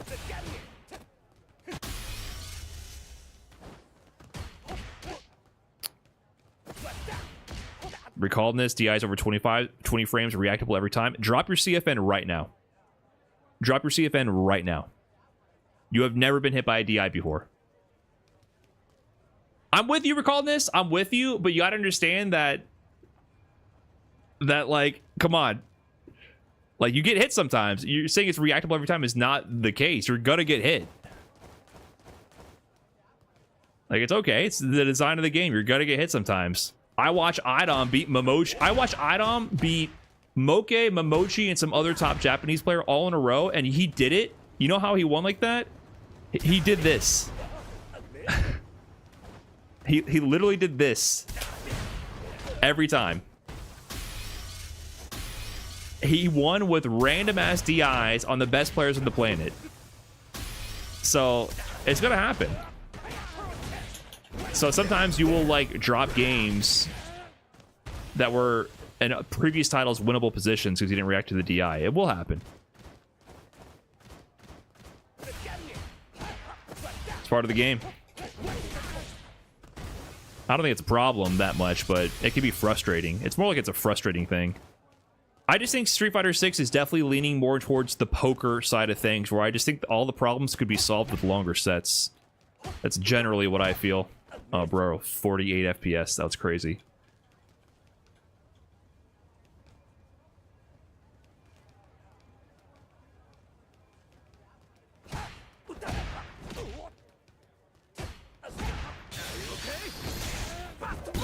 But players are getting really good at handling all the situations, so they are out strategizing how to minimize the chaos. It's starting to happen for sure. Knowing how to look for certain options at certain ranges. It's just very hard. I think too many characters have crouching medium peak drive rush cancel though. For sure. I think too many characters have that. Makes too many things the same.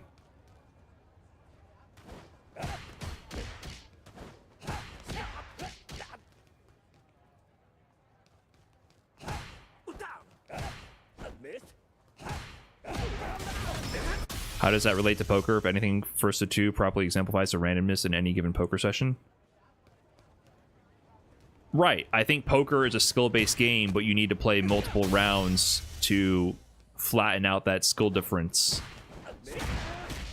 Same thing with Street Fighter 6. I think Street Fighter 6 is absolutely a very high skill-based game, but it's still a little volatile, especially in a lower set format. Because, like I said, if this can just happen to flatten out a 50% life lead, like, I'm just saying, yes, this is reactable, but you could lose close to 50% in those situations to eliminate whatever difference you made up from an execution wise, and like, this is not hard to do offensively, but choosing to look for that versus all these other options defensively is extremely hard to do. So that shouldn't happen to better players that often, but it can happen. So I do think that's one of those things that it squishes skill gaps a little bit. And over a lot of tournaments with a lot of players, eventually you see those results happen, is what I'm saying.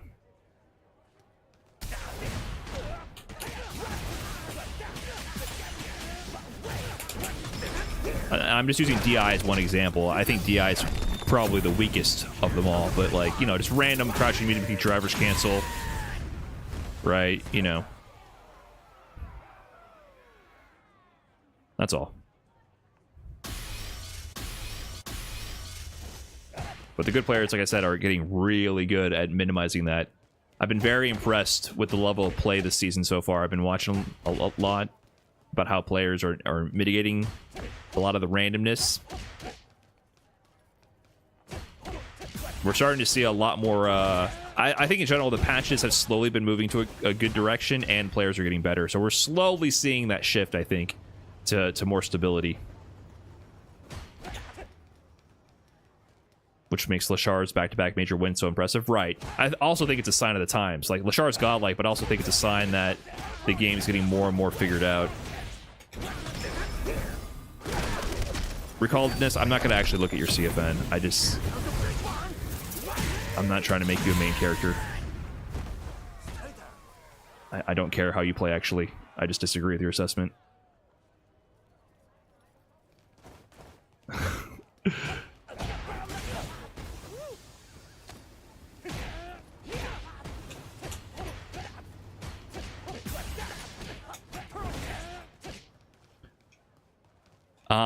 Razor Kitsune. Oh, you missed the whole arc with... I use the Leverless Pro KO, the Victrix. I think you missed that whole arc. And I use it for the extra buttons. I do use it for the extra buttons. I 100% think using a parry macro is something that all Street Fighter 6 players should consider.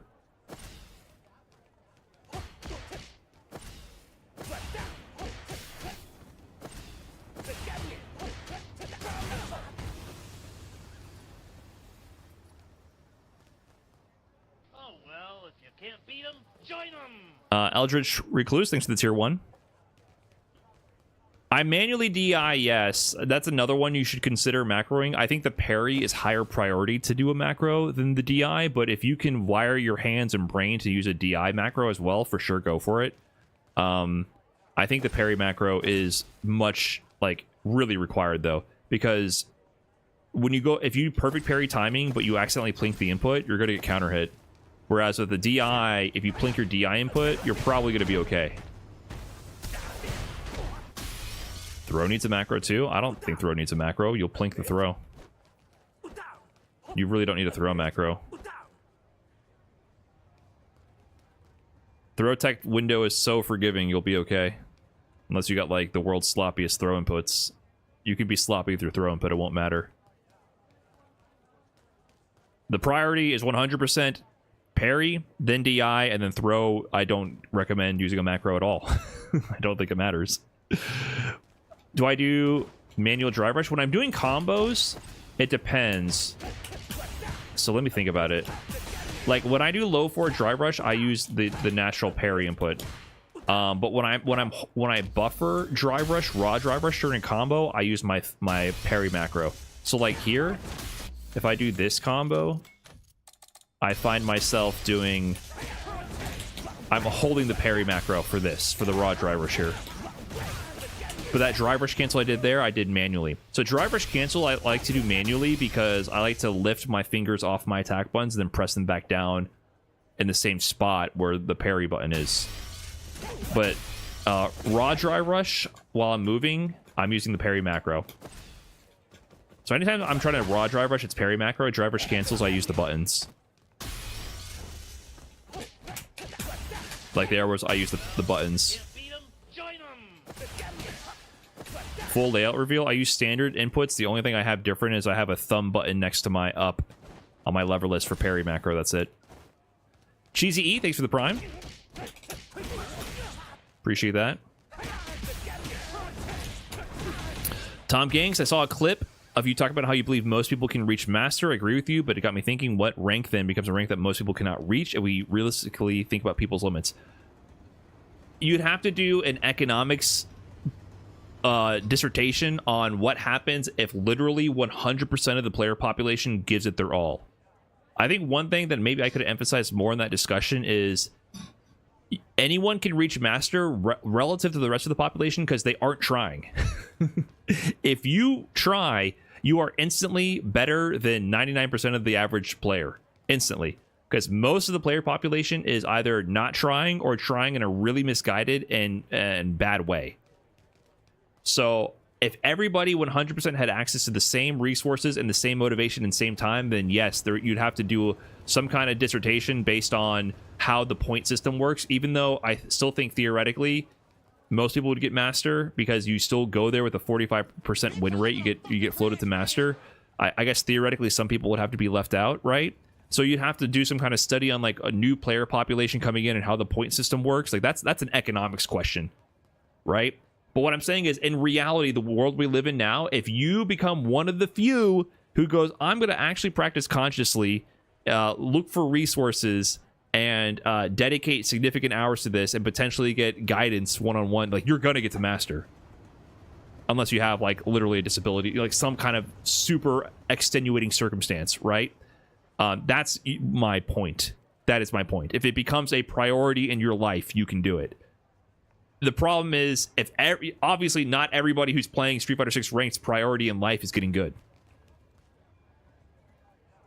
So I think that maybe something I should have clarified. But like, most people playing video game are not making it a priority to get good. That's just how it works.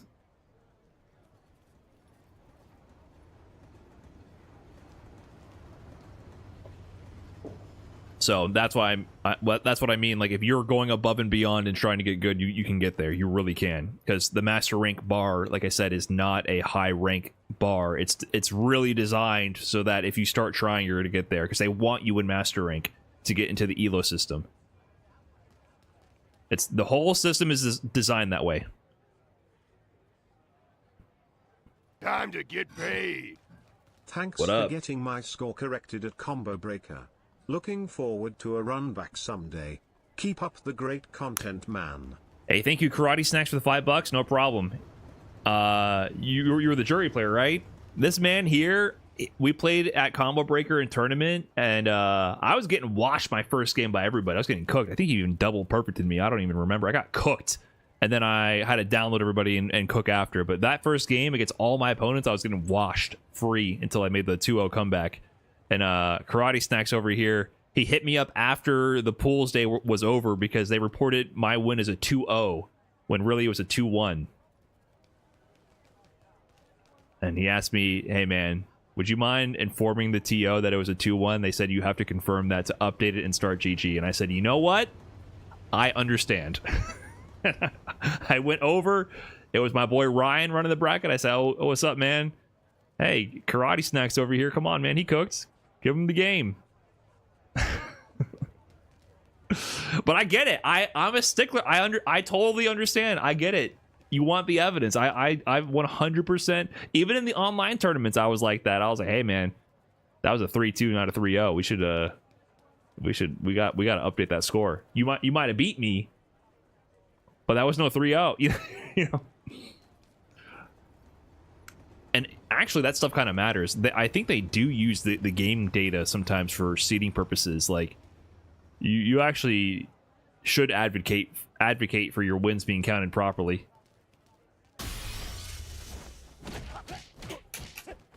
I think it actually does matter in some situations, so something to think about.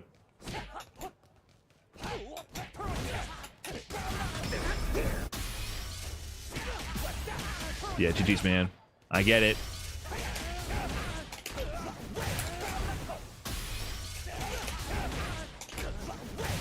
Oh shit, what's up, Chewy? What up, my man? Chewy, yeah. Chewy, sure. What's good, dude? Big 99, good to see you again.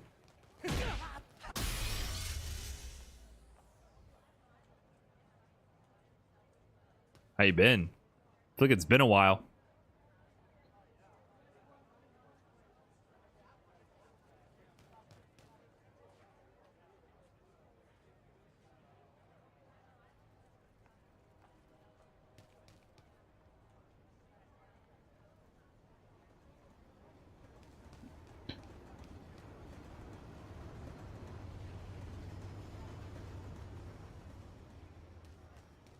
Hello there, would you mind trying to do a short combo with Chun-Li because I'm struggling right now? Love your channel. Thank you. I can't do Chun-Li combos. Your guess is as good as mine, man.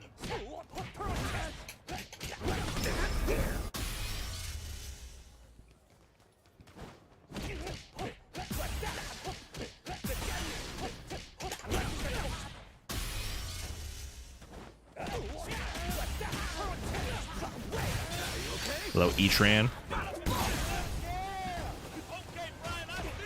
I'm just wasting time here. I got nothing to do because I don't think I can play the game on stream. It's so annoying. I actually did want to play. Maybe I can play off stream. Pretty tired though. On a flight to Albany right now to see my mom. Oh, your mom's in Albany? You got the stream running on flight Wi-Fi? That's crazy. You in that business class? What's going on here? Sub games? Nah, if my game drops FPS, I'm gonna get tilted no matter what. Why can't you play on stream? I've had this happen like 3 times since the release of this game, but there's periods in time where the game just refuses to play above a stable 55, 50 FPS, and I don't really... No matter what, I've done so much troubleshooting, and it just randomly happens, and then it goes away. It also happens a little bit off stream. Usually, what happens when this period occurs, usually like a week long, it happens even off stream, just maybe sometimes to a lesser degree. So then I try anything you can think of. I've tried. No matter what you guys write in the chat, I probably tried.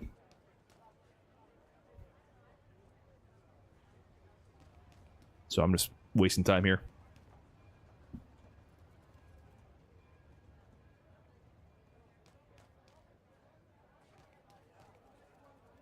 Goddamn right I do. Damn, flexing the business class.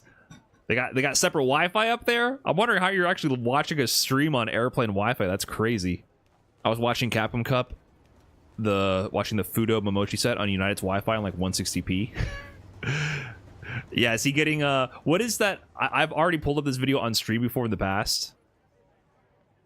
I love that video. The Android phone video.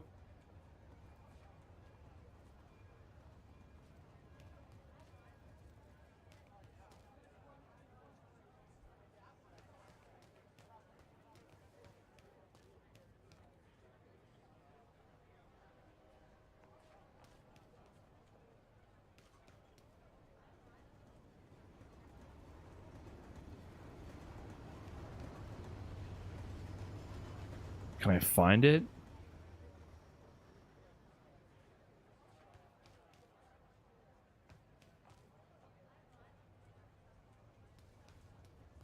I can't find it. It's a classic.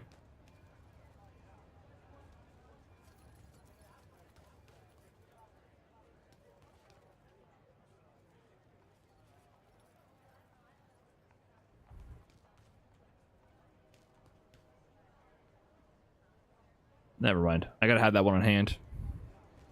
It's a free shit on JetBlue. I ain't paying for no business class. Oh, nice. Damn, JetBlue has Wi-Fi like that? Am I related to Chris F? No, I'm not. He's just a fellow _F enthusiast.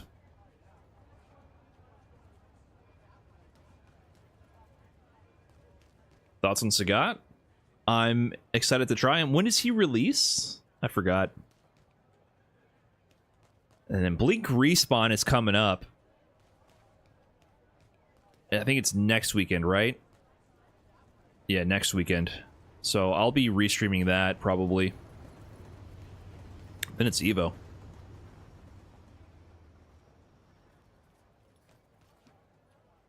Nice display behind me. Did you guys notice the new Chinese pig?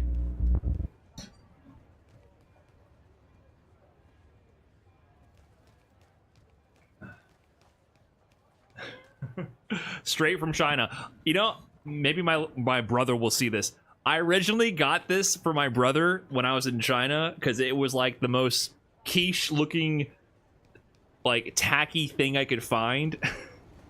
Maybe that's offensive to say. I know, you know, in China, you know, you love some gold and red, but like it's so jarring to the Western American eyes. I was like, what is the tackiest thing to a Westerner I could get for my brother? But I got it and I never shipped it because it was in a giant styrofoam container.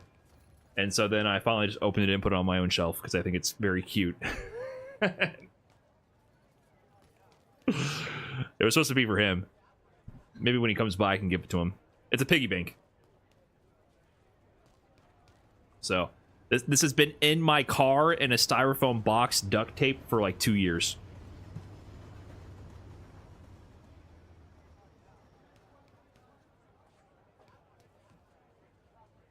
Oy.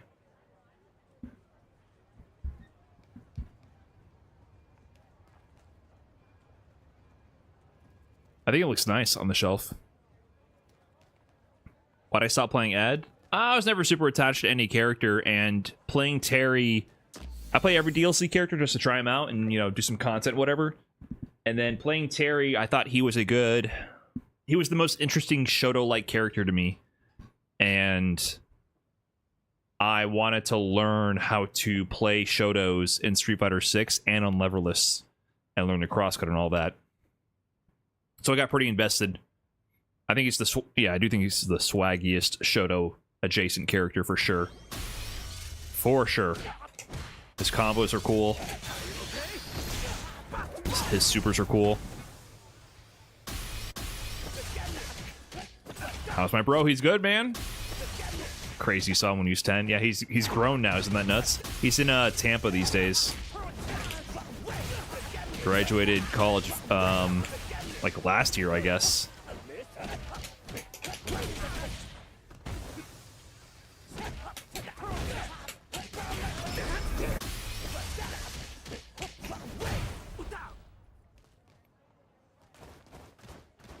Do I think C Viper will manage to keep her high execution stuff? I I hope so. I mean, they have tricks. Like I mentioned with Terry, they have these manual juggle timings to help add a little bit of skill gap.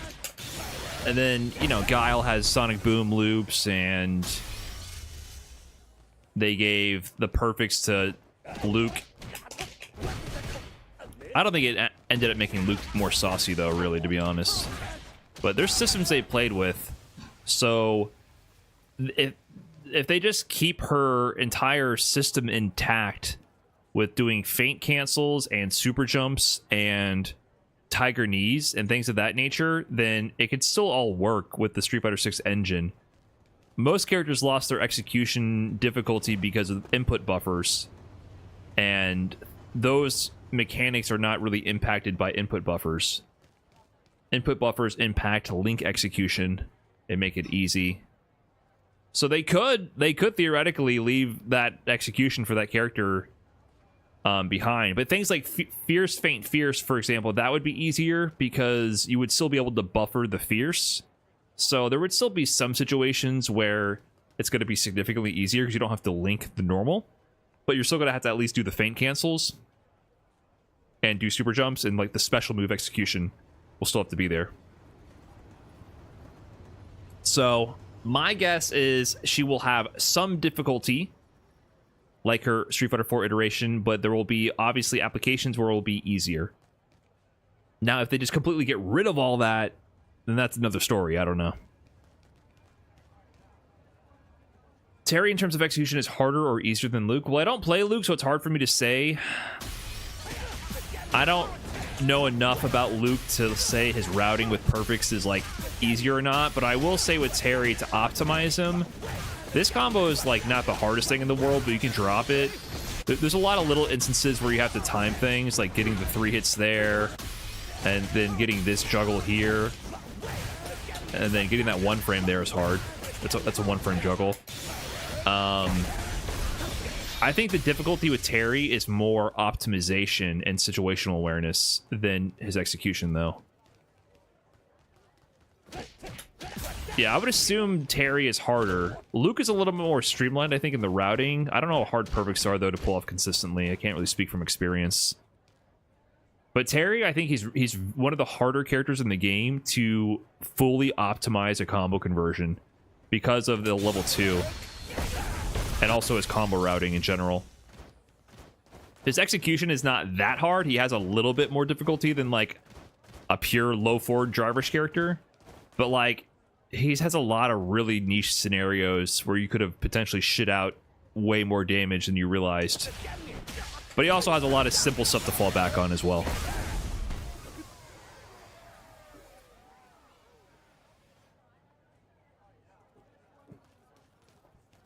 Yeah, I feel like Luke, it's not really about super optimal conversions or anything. It's just, you're playing a very footsie-based game, to be honest. You're playing a very straightforward game. 7 months? Damn, it took me 7 months to reach Master. Thanks for the teachings, Coach Brian. Hey, congrats. Wow, I'm fried. Congrats on the Masters. Torrenders. Appreciate the 7 months.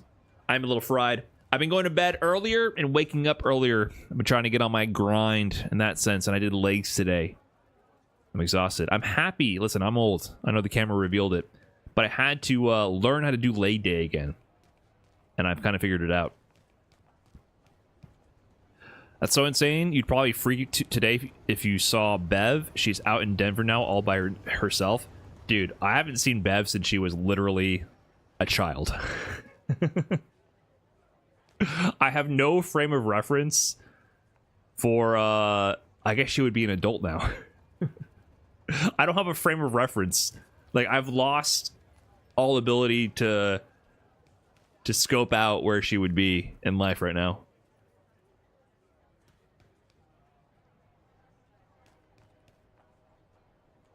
But Denver's cool.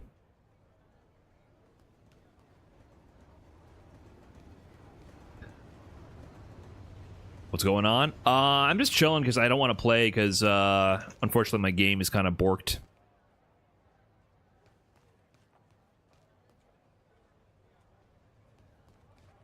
Would I do a tier list for Season 3? No. I haven't done a tier list in a long time, and I don't really care to do it. Maybe I will. I'm trying to get back in the gear of doing more YouTube stuff as I did earlier for the Clips channel. That was 26. What the fuck?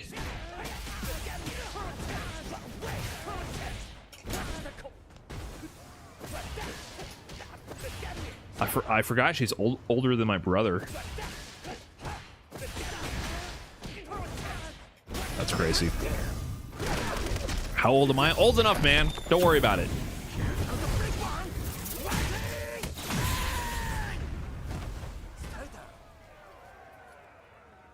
I don't like doing tier lists because I just don't feel like... I don't feel like an authority on certain things in this game. So, like, in Street Fighter V, I felt a lot more confident in my opinions. But in this game, I don't feel as confident. In general, in this game, I'm always left a little bit scratching my head. We don't need to speculate on how old you guys think I am. It's okay.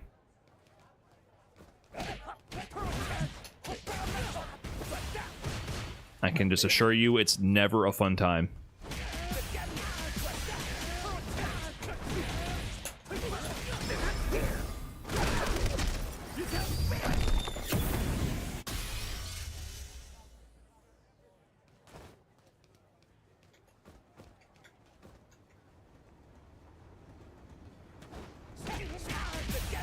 What's my plan for content going forward? I'm still going to do the recaps, but I've also been doing a lot more produced stuff. There's a big video coming to the main channel soon. So basically the main channel, I'm still slowly been pivoting that. I'm trying to get everything on the main channel to be kind of a bigger production. And then the Clips channel will be the old Brian F stuff, which has been slowly pivoting in that direction, just trying to keep that going.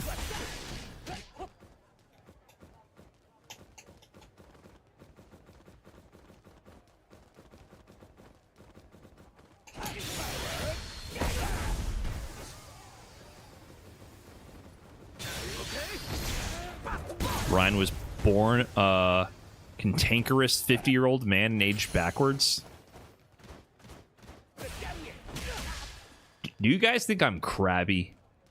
Am I a crabby old man to you guys? Is that the space I occupy in your mind? I don't want to be. A little? Well, now that you mention it.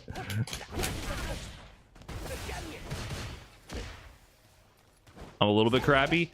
If I could pick, if I could just like have my personality, my energy be perfectly molded, I would pick to be a little bit snarky, but like, you know, I like to be a little bit of crabby energy. I kind of think it's funny. I think there's a real good source of humor to being slightly negative. But I would prefer to be slightly negative in the short-term reaction for humorous sake, but have a positive undertone beneath it all. That's what I would prefer.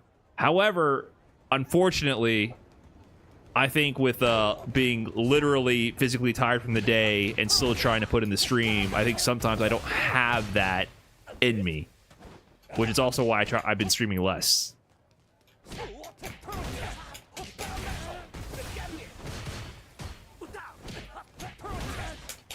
Because I think if I could just wake up in the day and turn the stream on when I'm rested, I think I could be a lot more positive. I honestly think that. I think like, man, there's something as a streamer that I've had to manage. It's like, it's literally emotional energy. Because I've been doing this for so long, and it's always after work, after all the responsibilities of the day are done. And then I want to also be productive in terms of practicing for something and also producing content for YouTube. Like, there's a lot of stuff like that. And then sometimes it'll hit a point where I'm like, dude, I don't have the energy to put on my best foot, to put my best foot forward here right now. And also, like, give grace to chatters that instantly get on my fucking nerves because they didn't mean to do it, or maybe they did mean to do it, but who gives a fuck? Right? Who cares? You know what I mean? It's like, there's a lot of that kind of shit. And I'm like, I don't know if I have it in me right now. And even if they meant to be stupid and annoying, who cares? That's part of the fun. And then I think back when I have a stream where I'm like, I don't know if that was my best foot forward on this stream. It makes me just wish, I was like, man, if I could have done this maybe earlier in the day, less exhausted, it would have been better. So now I feel like I'm trying to pick my spots more a little bit. Unexplored change. I covered it earlier in the stream. We're just chilling now, but I was talking about low forward driver cancels. It will be a video edited on the Clips channel. Probably in a couple days. If you want to see the edited version. You killed the slam, by the way, like in a good way. I hope so. I hope it was in a good way. Brian F., you killed the slam! No! How could you? It was a beloved community event. What up, Tommy? What's good, man? What are you up to?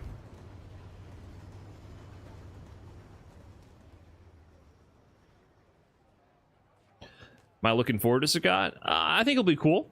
I've never played Sagat like that, but I've grown to appreciate the art of throwing fireballs. So I do think it would be fun to just throw tiger shot, and uppercut somebody. I do feel like there's going to be a bit of like, speaking of being a crabby old man, I do feel like my old soul now, I officially have an old Street Fighter soul. It's been a long time. I'm already imagining it. I imagine getting into that first ranked match, throwing tiger uppercut, and I'm already getting dopamine from it. There's going to be no drive rushes. No drive rush jab at me. No random DI. I'm going to do tiger, counter DI. And I feel like that's going to like heal a part of my inner Street Fighter child. You know what I mean? Even if once people figure out the matchup and like once they get to high level people, it doesn't keep up that way. I feel like those first few placement matches and like getting through Diamond, it's going to like heal part of my soul.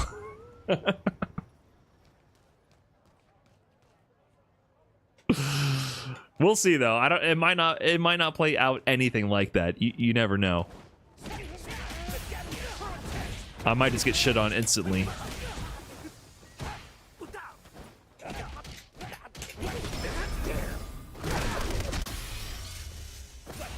You don't think he'll have Kara DP? What did he carry with in Street Fighter 5? Was it heavy kick or forward heavy kick? I've never done a Sagat Kara DP. I never played Sagat. Any Shoto I dabbled with was like other Shotos. I only ever did Ryu and Evil Ryu. Forward heavy kick in Street Fighter 5.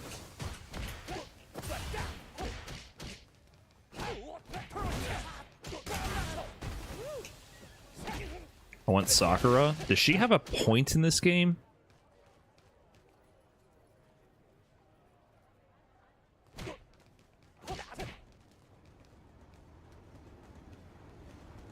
I feel like Sakura always had a really good crouching medium kick.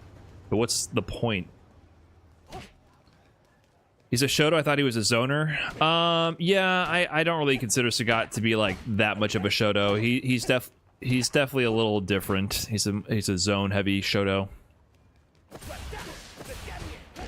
But he's definitely Shoto adjacent 100%.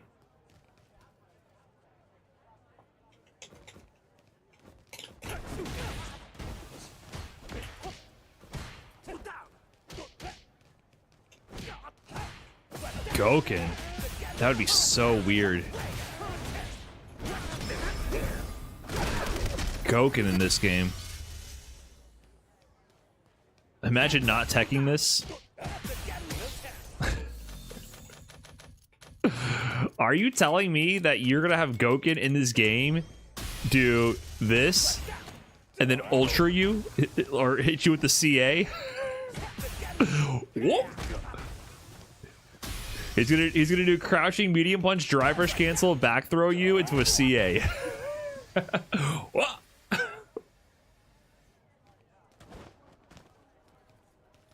He wouldn't have crouching medium kick, drive rush cancel because he has one of those stanky leg crouching medium kicks. It would be crouch. He wouldn't have a low drive rush cancel because he's not gonna be like a pure shutter. He's gonna have the crouching medium punch, which was always his best button.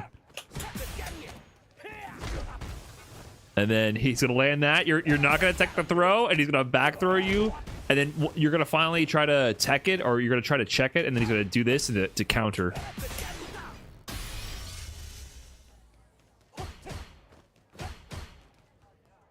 That grab was so unfair. It was so weird. What was the deal with it? You had less time to tech it. There was a unique property to his back throw that made it feel so weird. Or was it the fact that it activated late? It activated late so your crouch tech would whiff. It would mess up your crouch tech OS. You would actually have your crouching light kick would activate, and then he would throw your crouching light kick because it was so slow. Was that what it was? You had more time to tech it. Yes, you had more time to tech it, which made it harder to tech because everyone used crouch tech. So because it would happen late, I think I'm remembering correctly, right? Like your crouch tech would end up just being your crouching light kick instead, and then he would throw punish your crouching light kick essentially. You could stand tech it, I'm sure. You could just stand tech, which hardly anyone did in Street Fighter 4. But you lost the ability to crouch check. It's so weird how making the back throw slower made it better.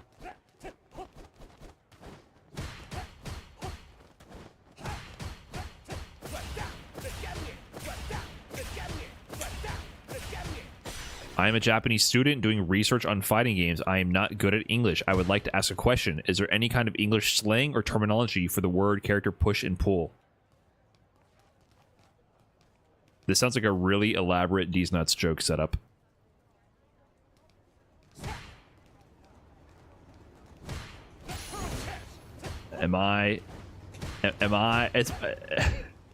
Is this a moment for genuine connection in Twitch chat? Across cultures and language barriers, or am I getting trolled? I don't know. Push pull. The character push pull. Push back. Push back on block pushes you away.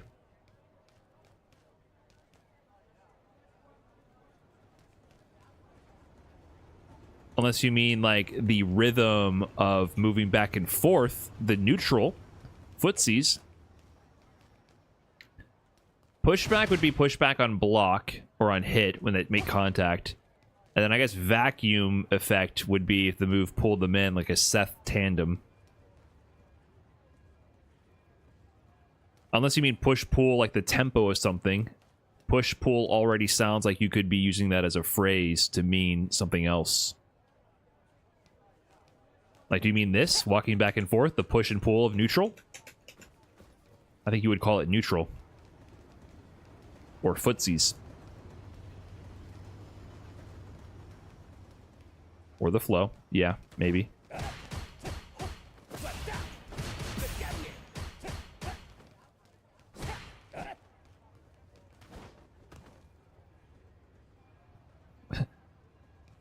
Is this Japanese message the punchline? This would be really elaborate. I would like to know how to say the Japanese word push and pull in English. I think this might not be translating right. Push pull neutral or push back vacuum? I don't know. It might not be this might not be translating.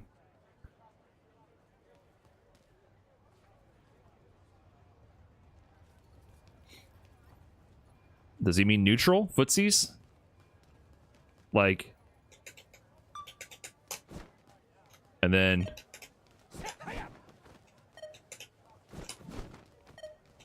I have no neutral. That? Neutral.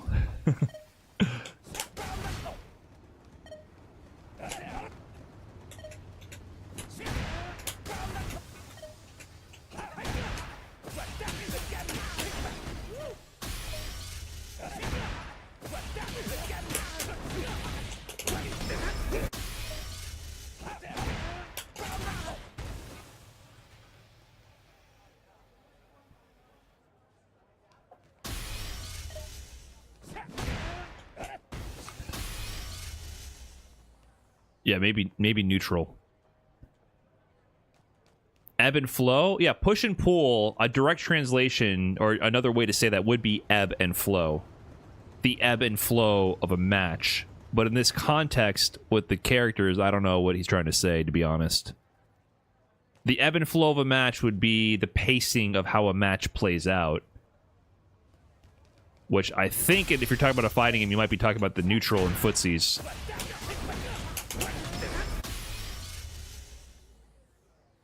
I don't know. This guy got chat playing connections. There's people in the FGC who specialize in translating FGC slang between Japanese and English.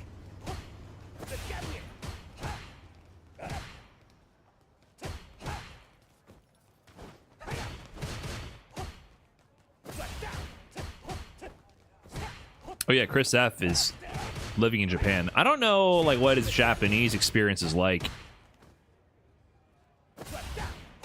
Yeah, I think of Chris F, Fubar Duck. Fubar Duck. This one dude.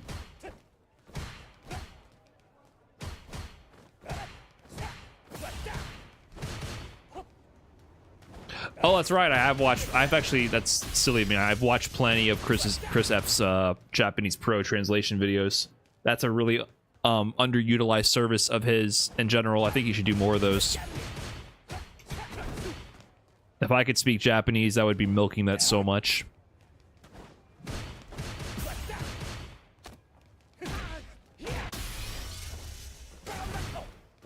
But apparently, I think he told me that it's a little bit frowned upon. It's almost viewed as potentially stealing or misrepresenting what the player is saying. Like if you for him being in that community and in that culture, for him to just take videos and translate it to a Western audience, it's a little like taboo. It's not seen as correct. And you know, there's a lot of interesting things about Japanese culture about that sort of like ownership and property and not interfering with other people's business in that sense. Like when HO Arcade was going down and they were like, oh, we're closing the arcade. We're going to delete 15 plus years of FGC history on our YouTube channel for no reason. And people are like, don't do that, please. I'm like, no, sorry, we're closing the arcade, so we must delete all references to this history from the internet forever. And then people started like downloading to archive it all. And they're like, please don't do that. And it's like, what? So apparently that's a thing. Like, you know, if you're not part of the community, I guess it doesn't matter. But if you're on the inside, it can be a little impolite.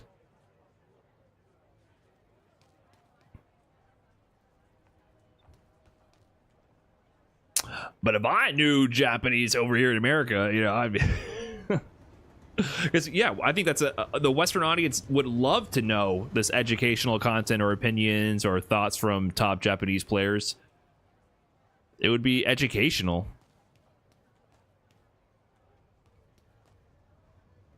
Very educational. But, of course, I understand you would want that to be from someone trusted to not misrepresent you, for example.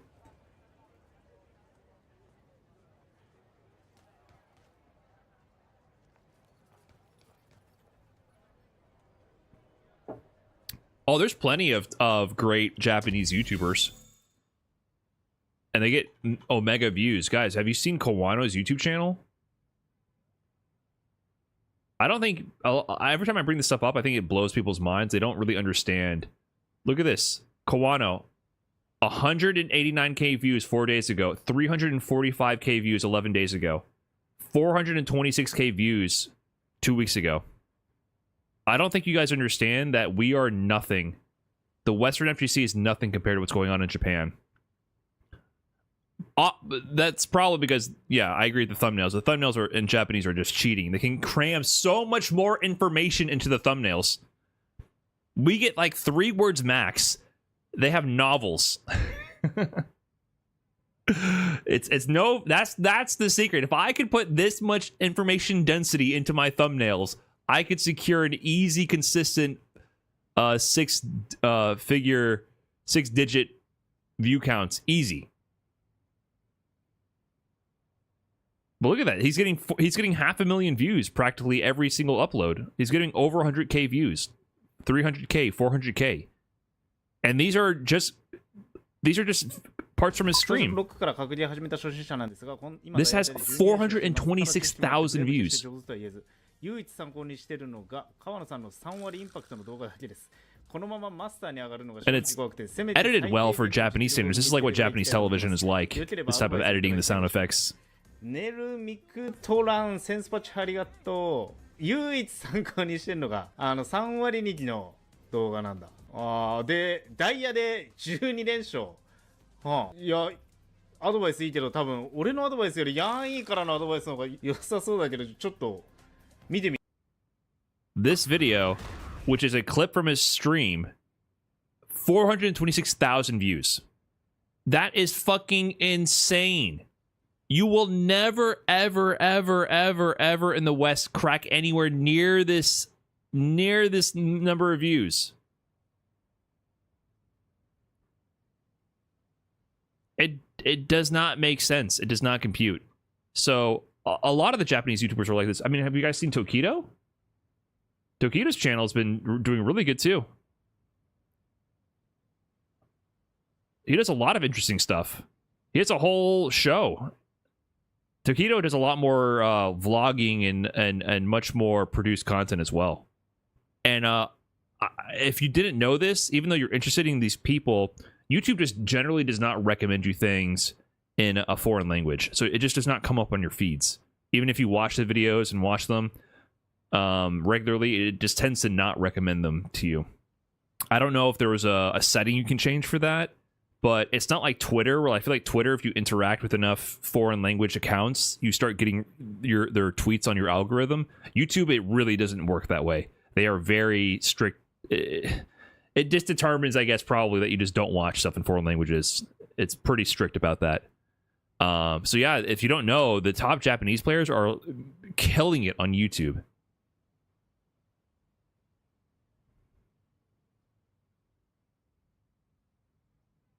I don't know if I've seen Mago's channel.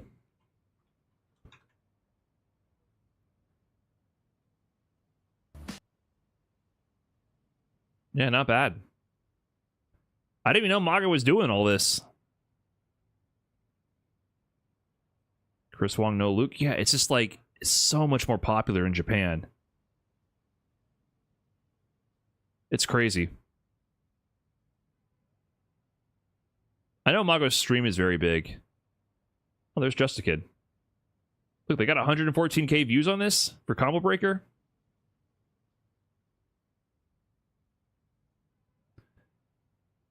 Street Fighter 6 is just indescribably huge in Japan, in case you guys don't understand.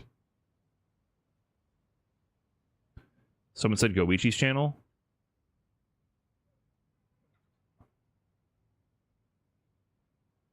I don't know if I can even find his channel. Unless they link it here.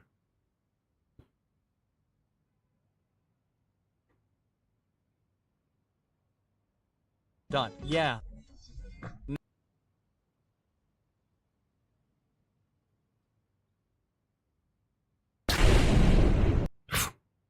What the fuck? いや結構盛り上がってますよ。 119K views on whatever this is. 頑張ってるし。結構いい感じです。あ、来ましたよ。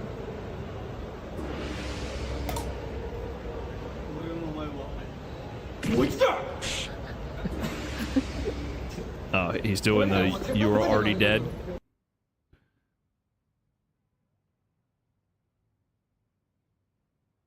Oh, Goichi's not getting the same number of views, but he's very consistent. Look, they're all very consistent. 109K views on that one, though. It's very interesting. I mean, he's been on, you know, he's focusing on City of the Wolves for the most part right now. Still cooking in Street Fighter 6 as well. Thumbnails are insane. I'm telling you, Japanese thumbnail game, it works for them, and you can put in so much more info. It's cheating. Wait, MVC3? Did I pass it? Then Impact. Where's MVC3?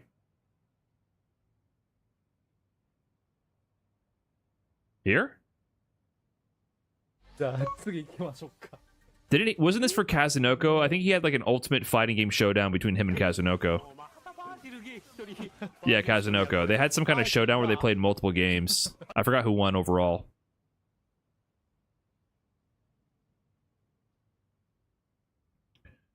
But yeah, Japanese FGC is very, very active. They get a lot of views on their content, especially for Street Fighter 6. Street Fighter 6 is so much more popular in Japan. So many more people playing it there. So, anyways, I think I'm going to wrap it up here. I'm just bullshitting with you guys. I think I might go have some Greek yogurt with stevia in it and pour in some frozen wild blueberries. I think that might be what I do. That is the plan. All right, guys. I'm going to wrap it up here. Thanks for watching. Appreciate you guys. Hopefully I can figure out the issues and actually play on stream. I promise I am playing the game. I will be trying to play more. I'm out. Later, Twitch. Adios. And later, YouTube as well.